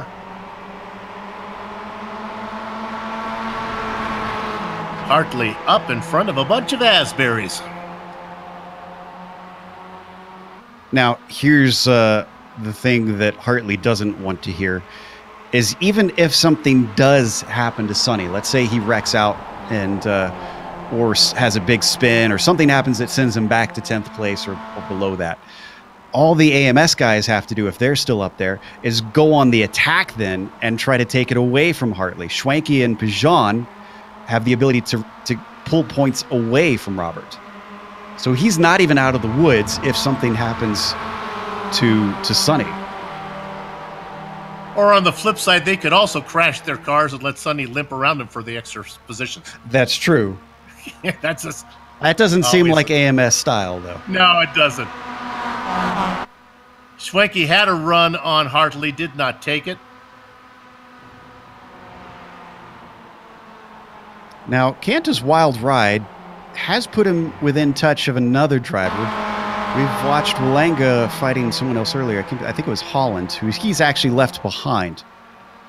So this is a battle for the top 10. Canta should be able to get this done here, and he doesn't. Walanga gives it up. Brave up into Lukey Heights.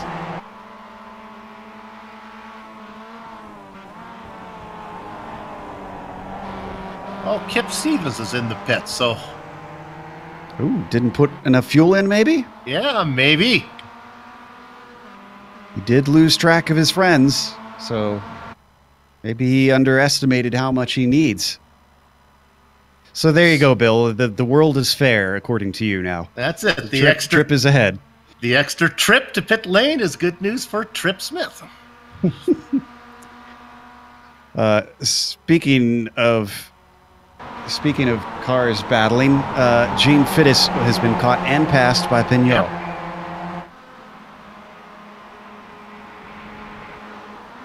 like we got footage of the pass. I'm guessing, though, this is probably just on the front stretch. We'll see. Got nothing else happening out here right now. No, it wasn't on the front stretch. Looks like he got him on the way down into Honda. In fact, maybe through Stoner. Yeah, you're right. Just a good exit out of the southern loop. Outbraked him nice and clean into the corner.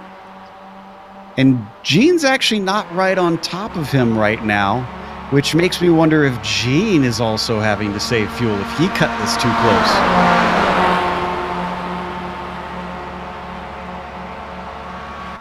Sometimes tend to go 4 cars up in front.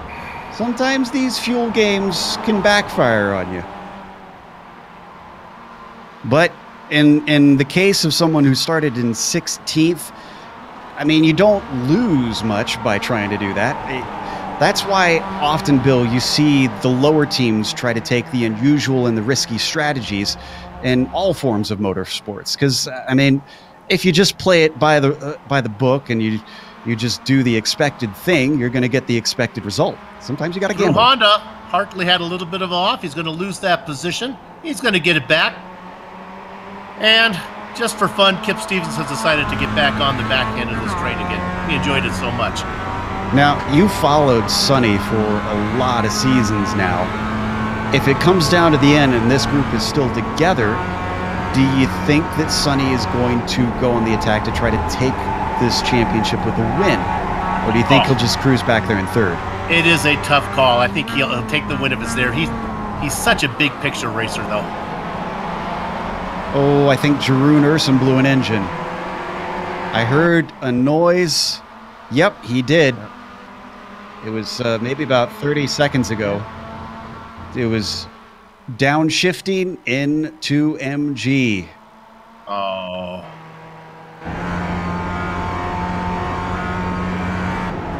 Now listen to this.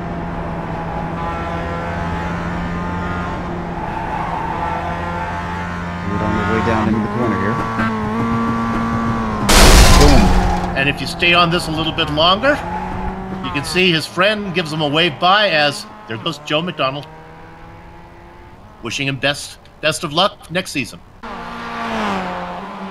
Yeah, sad they won't get one little tussle to end things with. So we take a look back, and Robert Hartley finds himself with a gap over Sonny Canchin. I'm the pole sitter. Time to race. Won't win him the championship, but it might give him a little bit of pride if he can run away.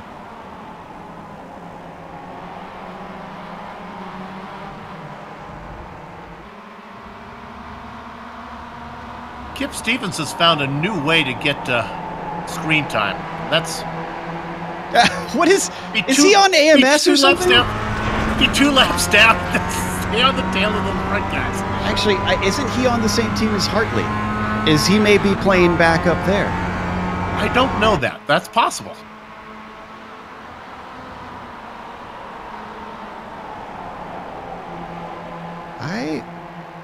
I'm not entirely sure. I want to say he might be. It would explain the weird maneuver that he's pulled now. And honestly, I kind of don't blame him. Oh no, not at all. We were just talking, Bill, about how AMS is, well, I don't want to call them a bully, but you got a bunch of guys that aren't picking on you, but certainly have an advantage. So, I mean, you got to play something to give yourself a little bit of a leg up. Let's go ahead and drop in on 10th position. This is fun. Valinga and Kanta, they've been swapping back and forth. Kanta probably the faster of the 2 drivers, but Valinga doing a good job staying out there. Yeah, he got by him so easily in Lukey Heights. I thought that Kanta was going to run away, but Roberts obviously repassed him at some point here. They got nobody around them. It's just these 2 for a long ways.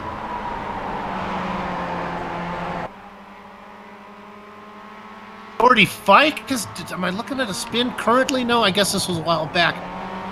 Jordy had a spin. We don't need to go there. Jordy would appreciate us not finding that one. Yeah, it was multiple laps ago, so I think not worth trying to dig it up. But he's running 9th. Having started this race in 8th, he's lost a position, so not an ideal result, but good enough.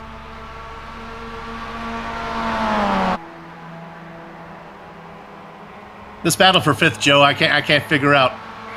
Vigneault and Fittis. I still think that Gene is having to save fuel to get to the end. I think he got a little too cute, and I think he's having to wait behind him just so that he could maybe make a last lap gasp and get by. But for now, he doesn't think he's got enough. We'll know when we get to within about 5 laps or so, because at that point, he's got to duck off. Let's see if we can hear him lifting. Can't, has had another. He's off in the grass again. Well, he likes to be in the grass.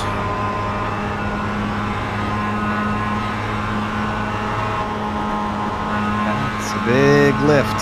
Don't even have to listen. You could see him just back out of it. Can we go ahead and put the camera on Enzo Cantor real quick? Oh, how did he get there? I think he's playing Pokemon Go or whatever that's called. I think he saw like. Yeah, I think he's goofing around at this point. He's done. Yeah, that's the Enzo. He had a spin coming out of Southern Loop, and then from there I watched him zigzag his way into no man's land. Well, maybe Gene's not saving. He's making an attack, Bill, into Honda and going the long way around to do it. Now he's going to back out and let the French driver be first to Siberia.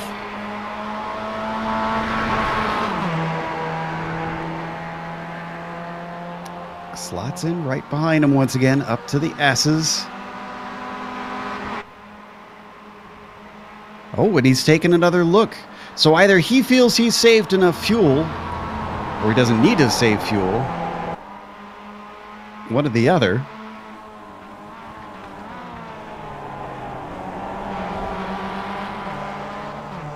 Let's go ahead and get away from that one for a minute. Let's put the camera on 12th position, Joe McDonald. Actually, we got to change for the lead. We got to change for the lead. And it's between both of our championship contenders, Bill. Oh, I thought we were going to have it. Nope. I think he lifted on that. But look at that. That's Hartley and Kanchan pulling away from Bijan and Schwenke. So if Kanchan starts to fight him, he doesn't have any backup.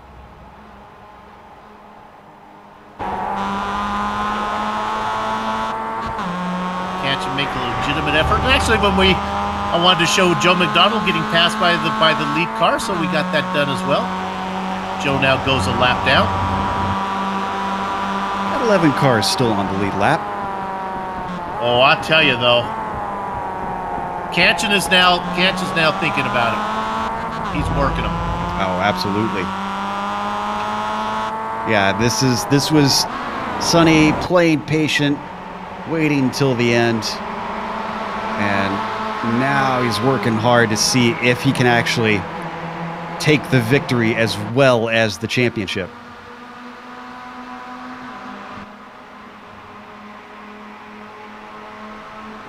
And Hartley has picked it up too. He ran his fastest lap just a few laps ago. I think he's feeling good. I got enough fuel. Now I'm going to race. Absolutely. Now, Fittis and Jean-Franc still going at it. In fact, a little bit of a look into what I mentioned was one of the harder corners to pass, as Gene is really starting to apply some pressure now.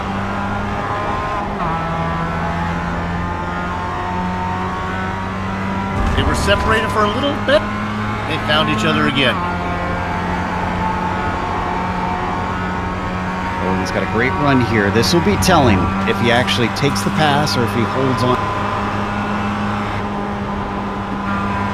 Looks to the outside. But he slows down, and that is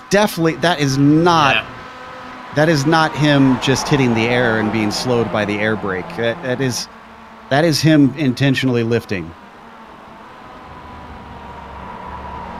5 laps to go. He's going to sit back there and wait till it counts. Might have been a little bit of testing too, Joe, to see what type of run he needs to do if he wants to do it. That's a good point. Make the pass out of Swan. That's an excellent point. He was seeing if he can get to the line before him. And actually, now that you say that, I think that's exactly what he was doing.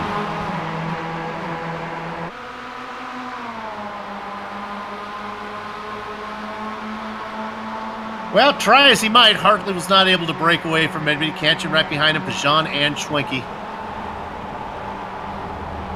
Yeah, chances are getting less and less that we'll see Robert Hartley get his first championship.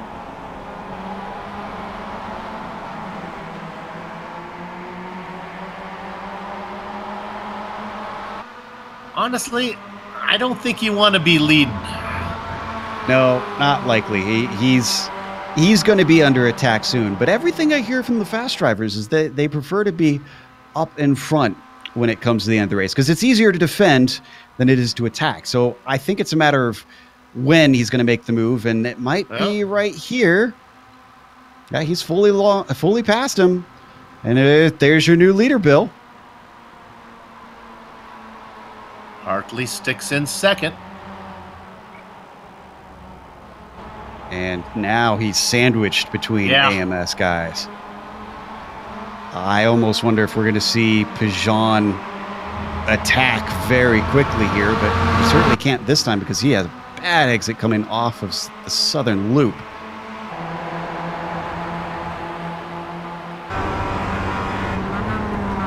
Oh, maybe he will. Woo! Oh, in fact, he hits it a little bit too hard. He almost got into his teammate, but he makes it stick. Woo! Hartley takes a little bit of a try back at him, but just can't get his nose in. Oh, it's going from bad to worse for that number 52. There's so many of them. See, Kip on trip is fair to me, and this is fair too, but not fun necessarily.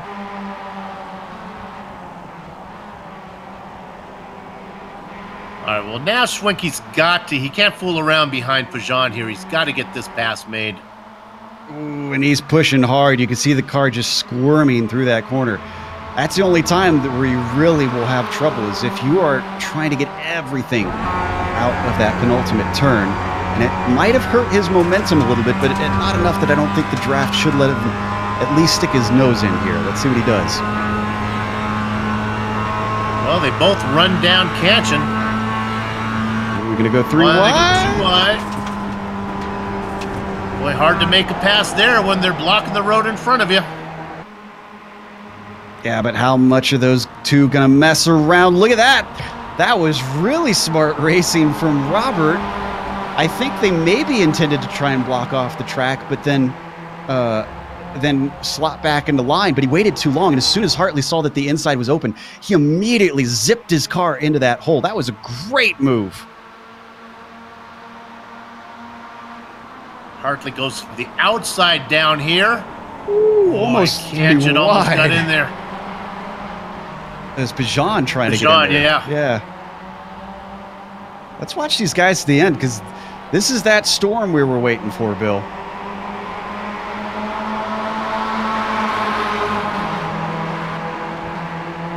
If I'm Hartley, I try to make this pass as soon as I can here.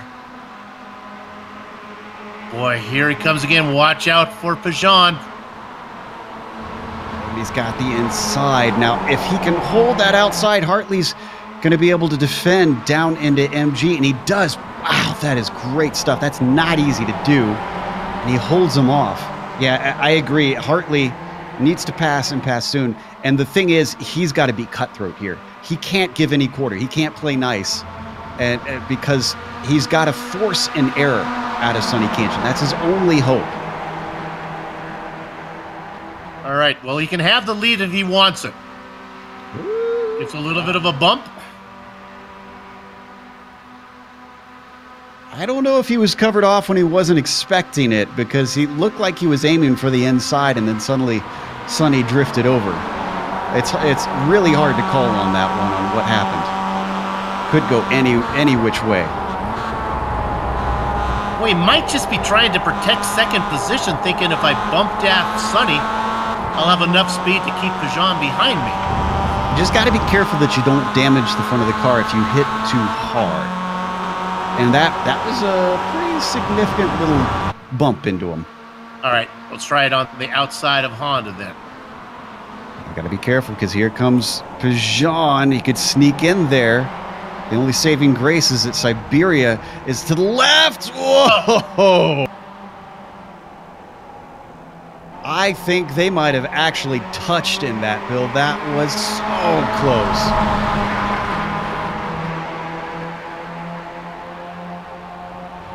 You can see it on the screen right there. You don't need us to talk about it.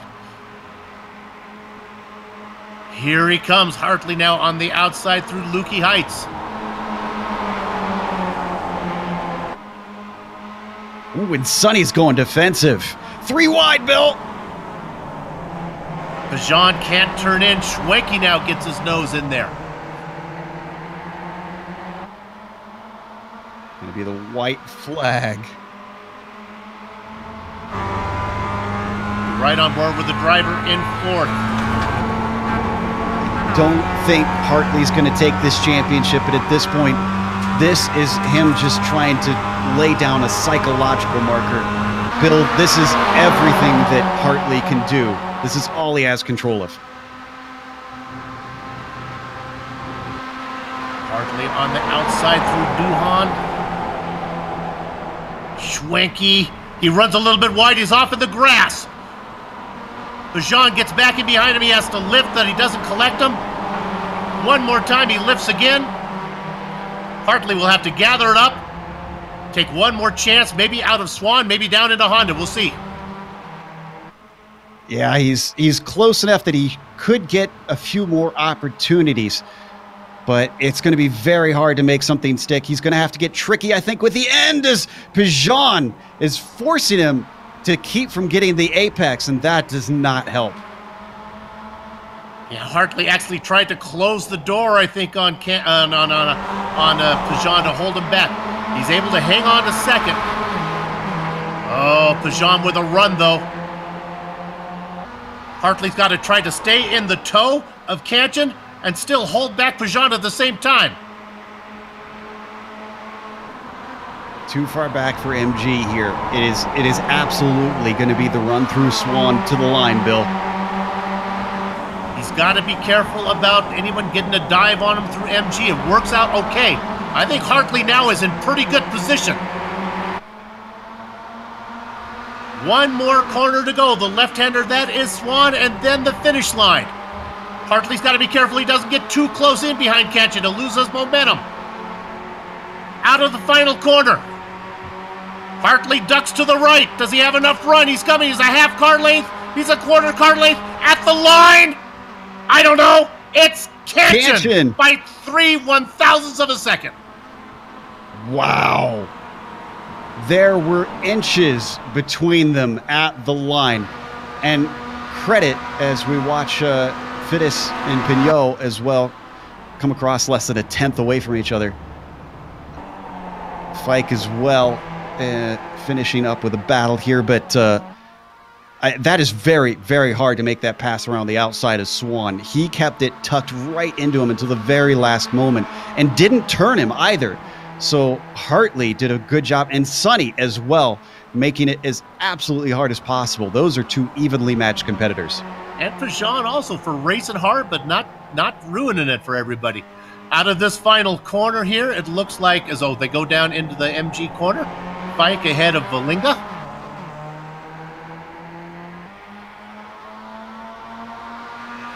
Coming out of Swan now. He could have a run. Position, yeah. Yeah. Oh, and he's even giving him the inside. That's deal done. Look at the speed he's got. That's what Hartley wanted to happen. Ninth position goes to Valinga. Jordy Fike will settle for a top 10.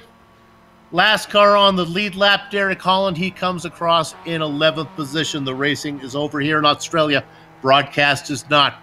We'll take a short break, come back to run down the finishing order, talk to some of the drivers, congratulate the winners, both on the race and in the championship, and then put a lock on the gate for this season. Back to you.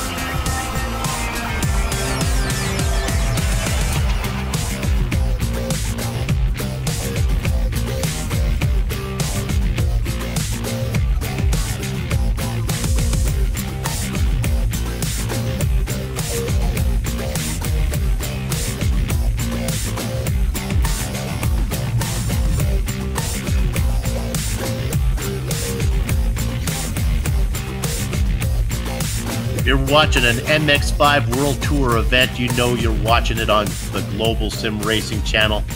Season 16 is over. Race 11, the double points, double distance season finale is over at Phillip Island. Let's go ahead and get to the finishing order right now. If you're going to win a championship, Sorry, go ahead. why don't we go ahead and win it with a win? And that's Sonny Canton who picks up the win. Robert Hartley gets second position. Marcelo Pajan in third. Travis Schwenke and Gene Fittis go fourth and fifth. Fittis gets the best of Jean-Francois Pignot. Seventh position is David Hampson. He raced there all by himself. I'm going to stop at eighth with Steph Dienhoff being our top amateur. Joe? And of course, this post-race show brought to you by Sim Sport News. Big thank you to them for doing that. Robert Willinga finishing 9th and Jordy Fike 10th. Derek Holland 11th and Joe McDonald finishes 12th. Trip Smith, we're now getting into cars that are lapped down, 13th. Kip Stevens 14th. Enzo Canta, the first of our DNFs, in 15th. And Jeroen Ursum 16th. Peter Van Gool, the first to leave, in 17th. You know, I missed the first sponsor plug. I thought I'd make it 2 for 2. Sim Sports News is one of the first dedicated sim racing news websites that covers the broadcast series on iRacing, ran by Jacob Tufts and Gianni Quintelier. The Sim Sport News race team competes on many official iRacing series, as well as the one you've just been watching. For more information, go to simsportnews.com. And honestly, you get more attention when the commentator blows the plug anyway, so they get a little more love that way. All right, it is interview time. And the first up that we have, we're going to talk to Marcelo Pajan, who finished in third, watched his teammate get the win and the championship. Marcelo, congratulations. Hey guys. First of all, I must say it's a pleasure to be here with you. and a privilege because I never thought I would achieve these results. I was and speaking about today's race, I was having a lot of fun. It was great. It's always like that with Sonny, with Robert, Travis. I can trust them, and it's amazing. Those last few laps there where you were fighting with Robert Hartley and Hartley was trying to fend you off, boy, that was really exciting stuff. Were you looking for the win? If he had the opportunity, was the win there for you? No, maybe I was thinking about second place overall, beating Robert, but there's no way he's faster than me. We know, we all know about that, but it's always a great fun, or even staying behind. That's no problem. Is there communications on the pit stops? Do you know when your teammates are coming in?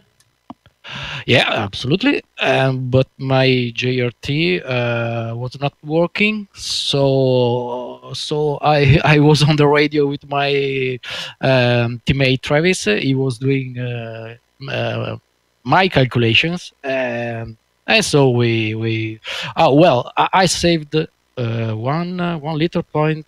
No, yeah. I saw too much, but it ended just better than I thought. Well, it was fun to watch you race. Congratulations on a great series. You're going to finish third in the points, we think. So well done, and we'll see you hopefully next year. Yeah, thank you. It's unbelievable, and yeah, meet you all next season.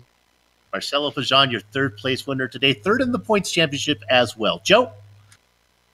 We've got our champion and winner today with us, Sonny Cancian. Before we get to the race, congratulations on being the first person to reach 4 MWT championships. That's an incredible accomplishment.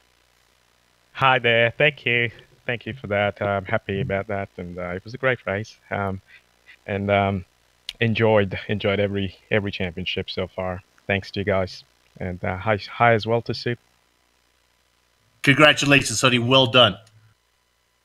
Now, you took that one right down to the wire, and we were wondering, as we watched you race in the middle of that front pack through most of the race, whether you would try to go for the win, knowing that the championship was sealed, no matter where you finished in that top 5.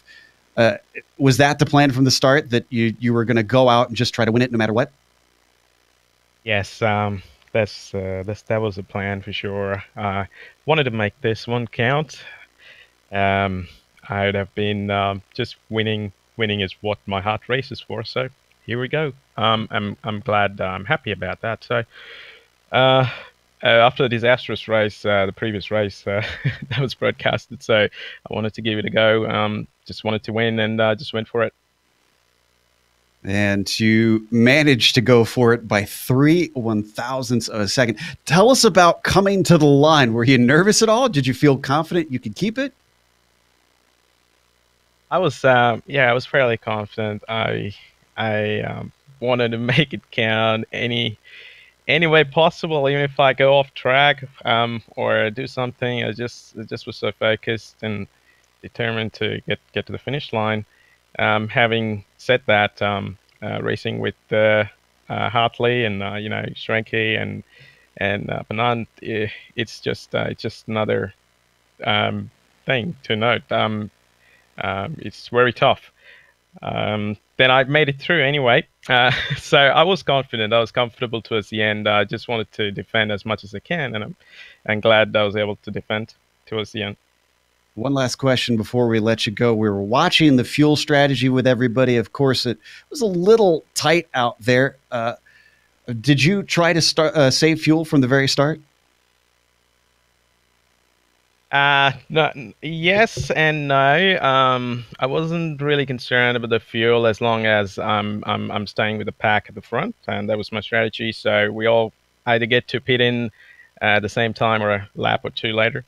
But yeah, as long as I'm in the train, back in the train, I was happy about that. So I wasn't really counting on saving fuel, but I was counting on having a good pit stop after what happened in the last race. But I'm happy everything worked out. It did. And again, congratulations both on the win and the championship, and look forward to seeing you in season 17.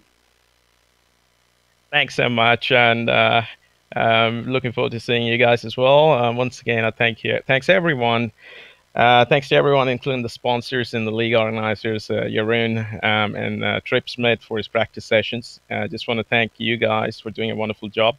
I want to thank everyone watching and iRacing in general. And last but not least, I'd want to thank my near and dear ones who are watching this right now.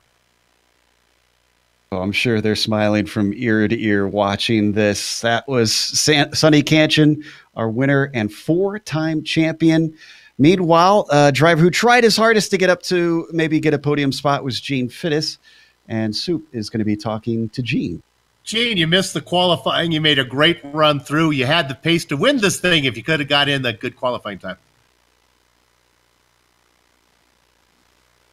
And wait there, we don't have Gene quite yet. Gene was not able, he had internet connection, so he wasn't able to qualify. He came all the way from the back of the pack, was racing with Jean-Francois Pignot. There you go. Got you now. There you go, Gene. Rookie move. I had my mute on. Yeah. Oh, man, I really didn't buy a ticket to the dance today, did I? Absolutely, completely messed up qualifying and ended up halfway towards Antarctica in turn 1 on my flying lap. But then, yeah. Oh, well, that is what it is. And quickly made my way through a few guys and was feeling pretty positive. And then I think it was Enzo decided he wanted to actually have a good little race instead of trying to, you know, race smart and allow all of us, Geordie, myself, Enzo, to actually tag onto that front group. And yeah, I sort of thought the day was done almost at that point. Once we fought for a few laps and the gap opened up, we knew it was going to be pretty tough to bring it back from there. But pretty proud of my drive, really, and the fact that I managed to very nearly get there. I think I was about 2.2 seconds off the back of one of those front guys after the second stop, but just didn't quite get in that draft. Agreed. You were so close. You and Pignot were working so hard. Pino were working so hard to get up there. Just couldn't quite get to the back of. Actually, it wasn't the leader. It was Kip Stevens who was back there giving you a little, making that trail a little bit long. Yeah, I was hoping he'd drop off enough that that we'd tag onto his draft, but he was getting towed along quite nicely by those front boys. And really, about, I think, 10 laps from the finish, I decided that actually what I was going to do is try and conserve the tyres for a little bit. And then I was pretty determined to get past Pignot there, so I started really playing some mind games with him and ducking and diving around and faking a few corners and just try to make him sweat a bit, you know. And he was really strong out of that MG, and I was really struggling to pick up a run to hopefully get in front of him across the start-finish line. But as luck would have it, that's exactly what I did manage to do by, I'm not sure how much, but it was extremely close. And yeah. We've watched you improve, and now that you've got the consistency down, you've always had the speed. Now it's time to go get yourself a championship next season. So good luck. Thanks very much. I'd just like to say, thanks to all of you guys. You do an amazing broadcast, and the whole GSRC team puts on a really great show. And yeah, for anyone watching, this series is a great place to come and race. It's extremely hard but fair racing, and a lot of respect shown on track. Maybe not so much off it, but that's all part of the fun, isn't it? It can be part of the fun. I hear what you're saying there, Gene. Congratulations on a good season. And we'll see you on Friday nights, or I guess Saturday mornings for you. Yeah, Saturday afternoons. I was pretty disappointed yesterday, but today's made up for that nicely. I'll catch you next weekend. Okay, you got it. And if you don't know what we're talking about, we cover the Advanced Mazda Cup here on Friday nights in the U.S., Saturday afternoons, I guess, in Australia and Japan. You can see these drivers all race over there. We'd like to thank everybody on the Quality Racing Syndicate for organizing this series and contracting with GSRC to broadcast it. Thanks to Heusinkveld.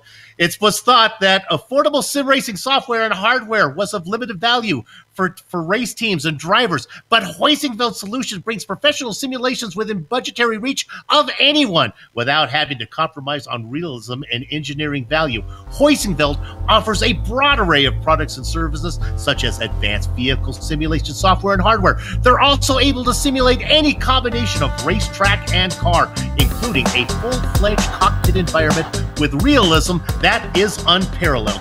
Heusinkveld solutions are currently being used in professional teams and drivers in Formula Ford, GP3, Formula 2, and Formula 1.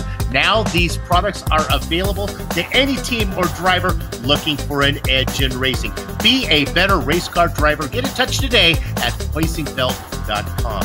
I'd also like to thank Sim Sport News for their help in sponsoring the wrap-up show. Thanks to the company's equipment and software you see on the screen right now that we use on the broadcast. The original music you heard today comes courtesy of Eric Ecklum and June Lalonde. See the screen to how to contact each of them. This season finale brings an end to GSRC's Season 16 coverage of the Heusinkveld MX-5 World Tour. We've been broadcasting this series since Season 5 and hope to return for a 13th season if so asked. Sliding across your screen now are some of the upcoming broadcasts, so check those out and mark them down on your calendar. If you'd like to get in touch with GSRC, including a complete list of future broadcasts, you can do it at globalsimracingchannel.com. You can also find us on Twitter at GSR Channel, Facebook at Global Sim Racing Channel, and Instagram at GSRC_gram. And finally, on behalf of the entire crew here, Joe, Sean, and Dougie, I'd like to thank all of you for watching. With that said, we're off to have fun, storm the castle. So until next time, race clean, race hard, and we'll see you on the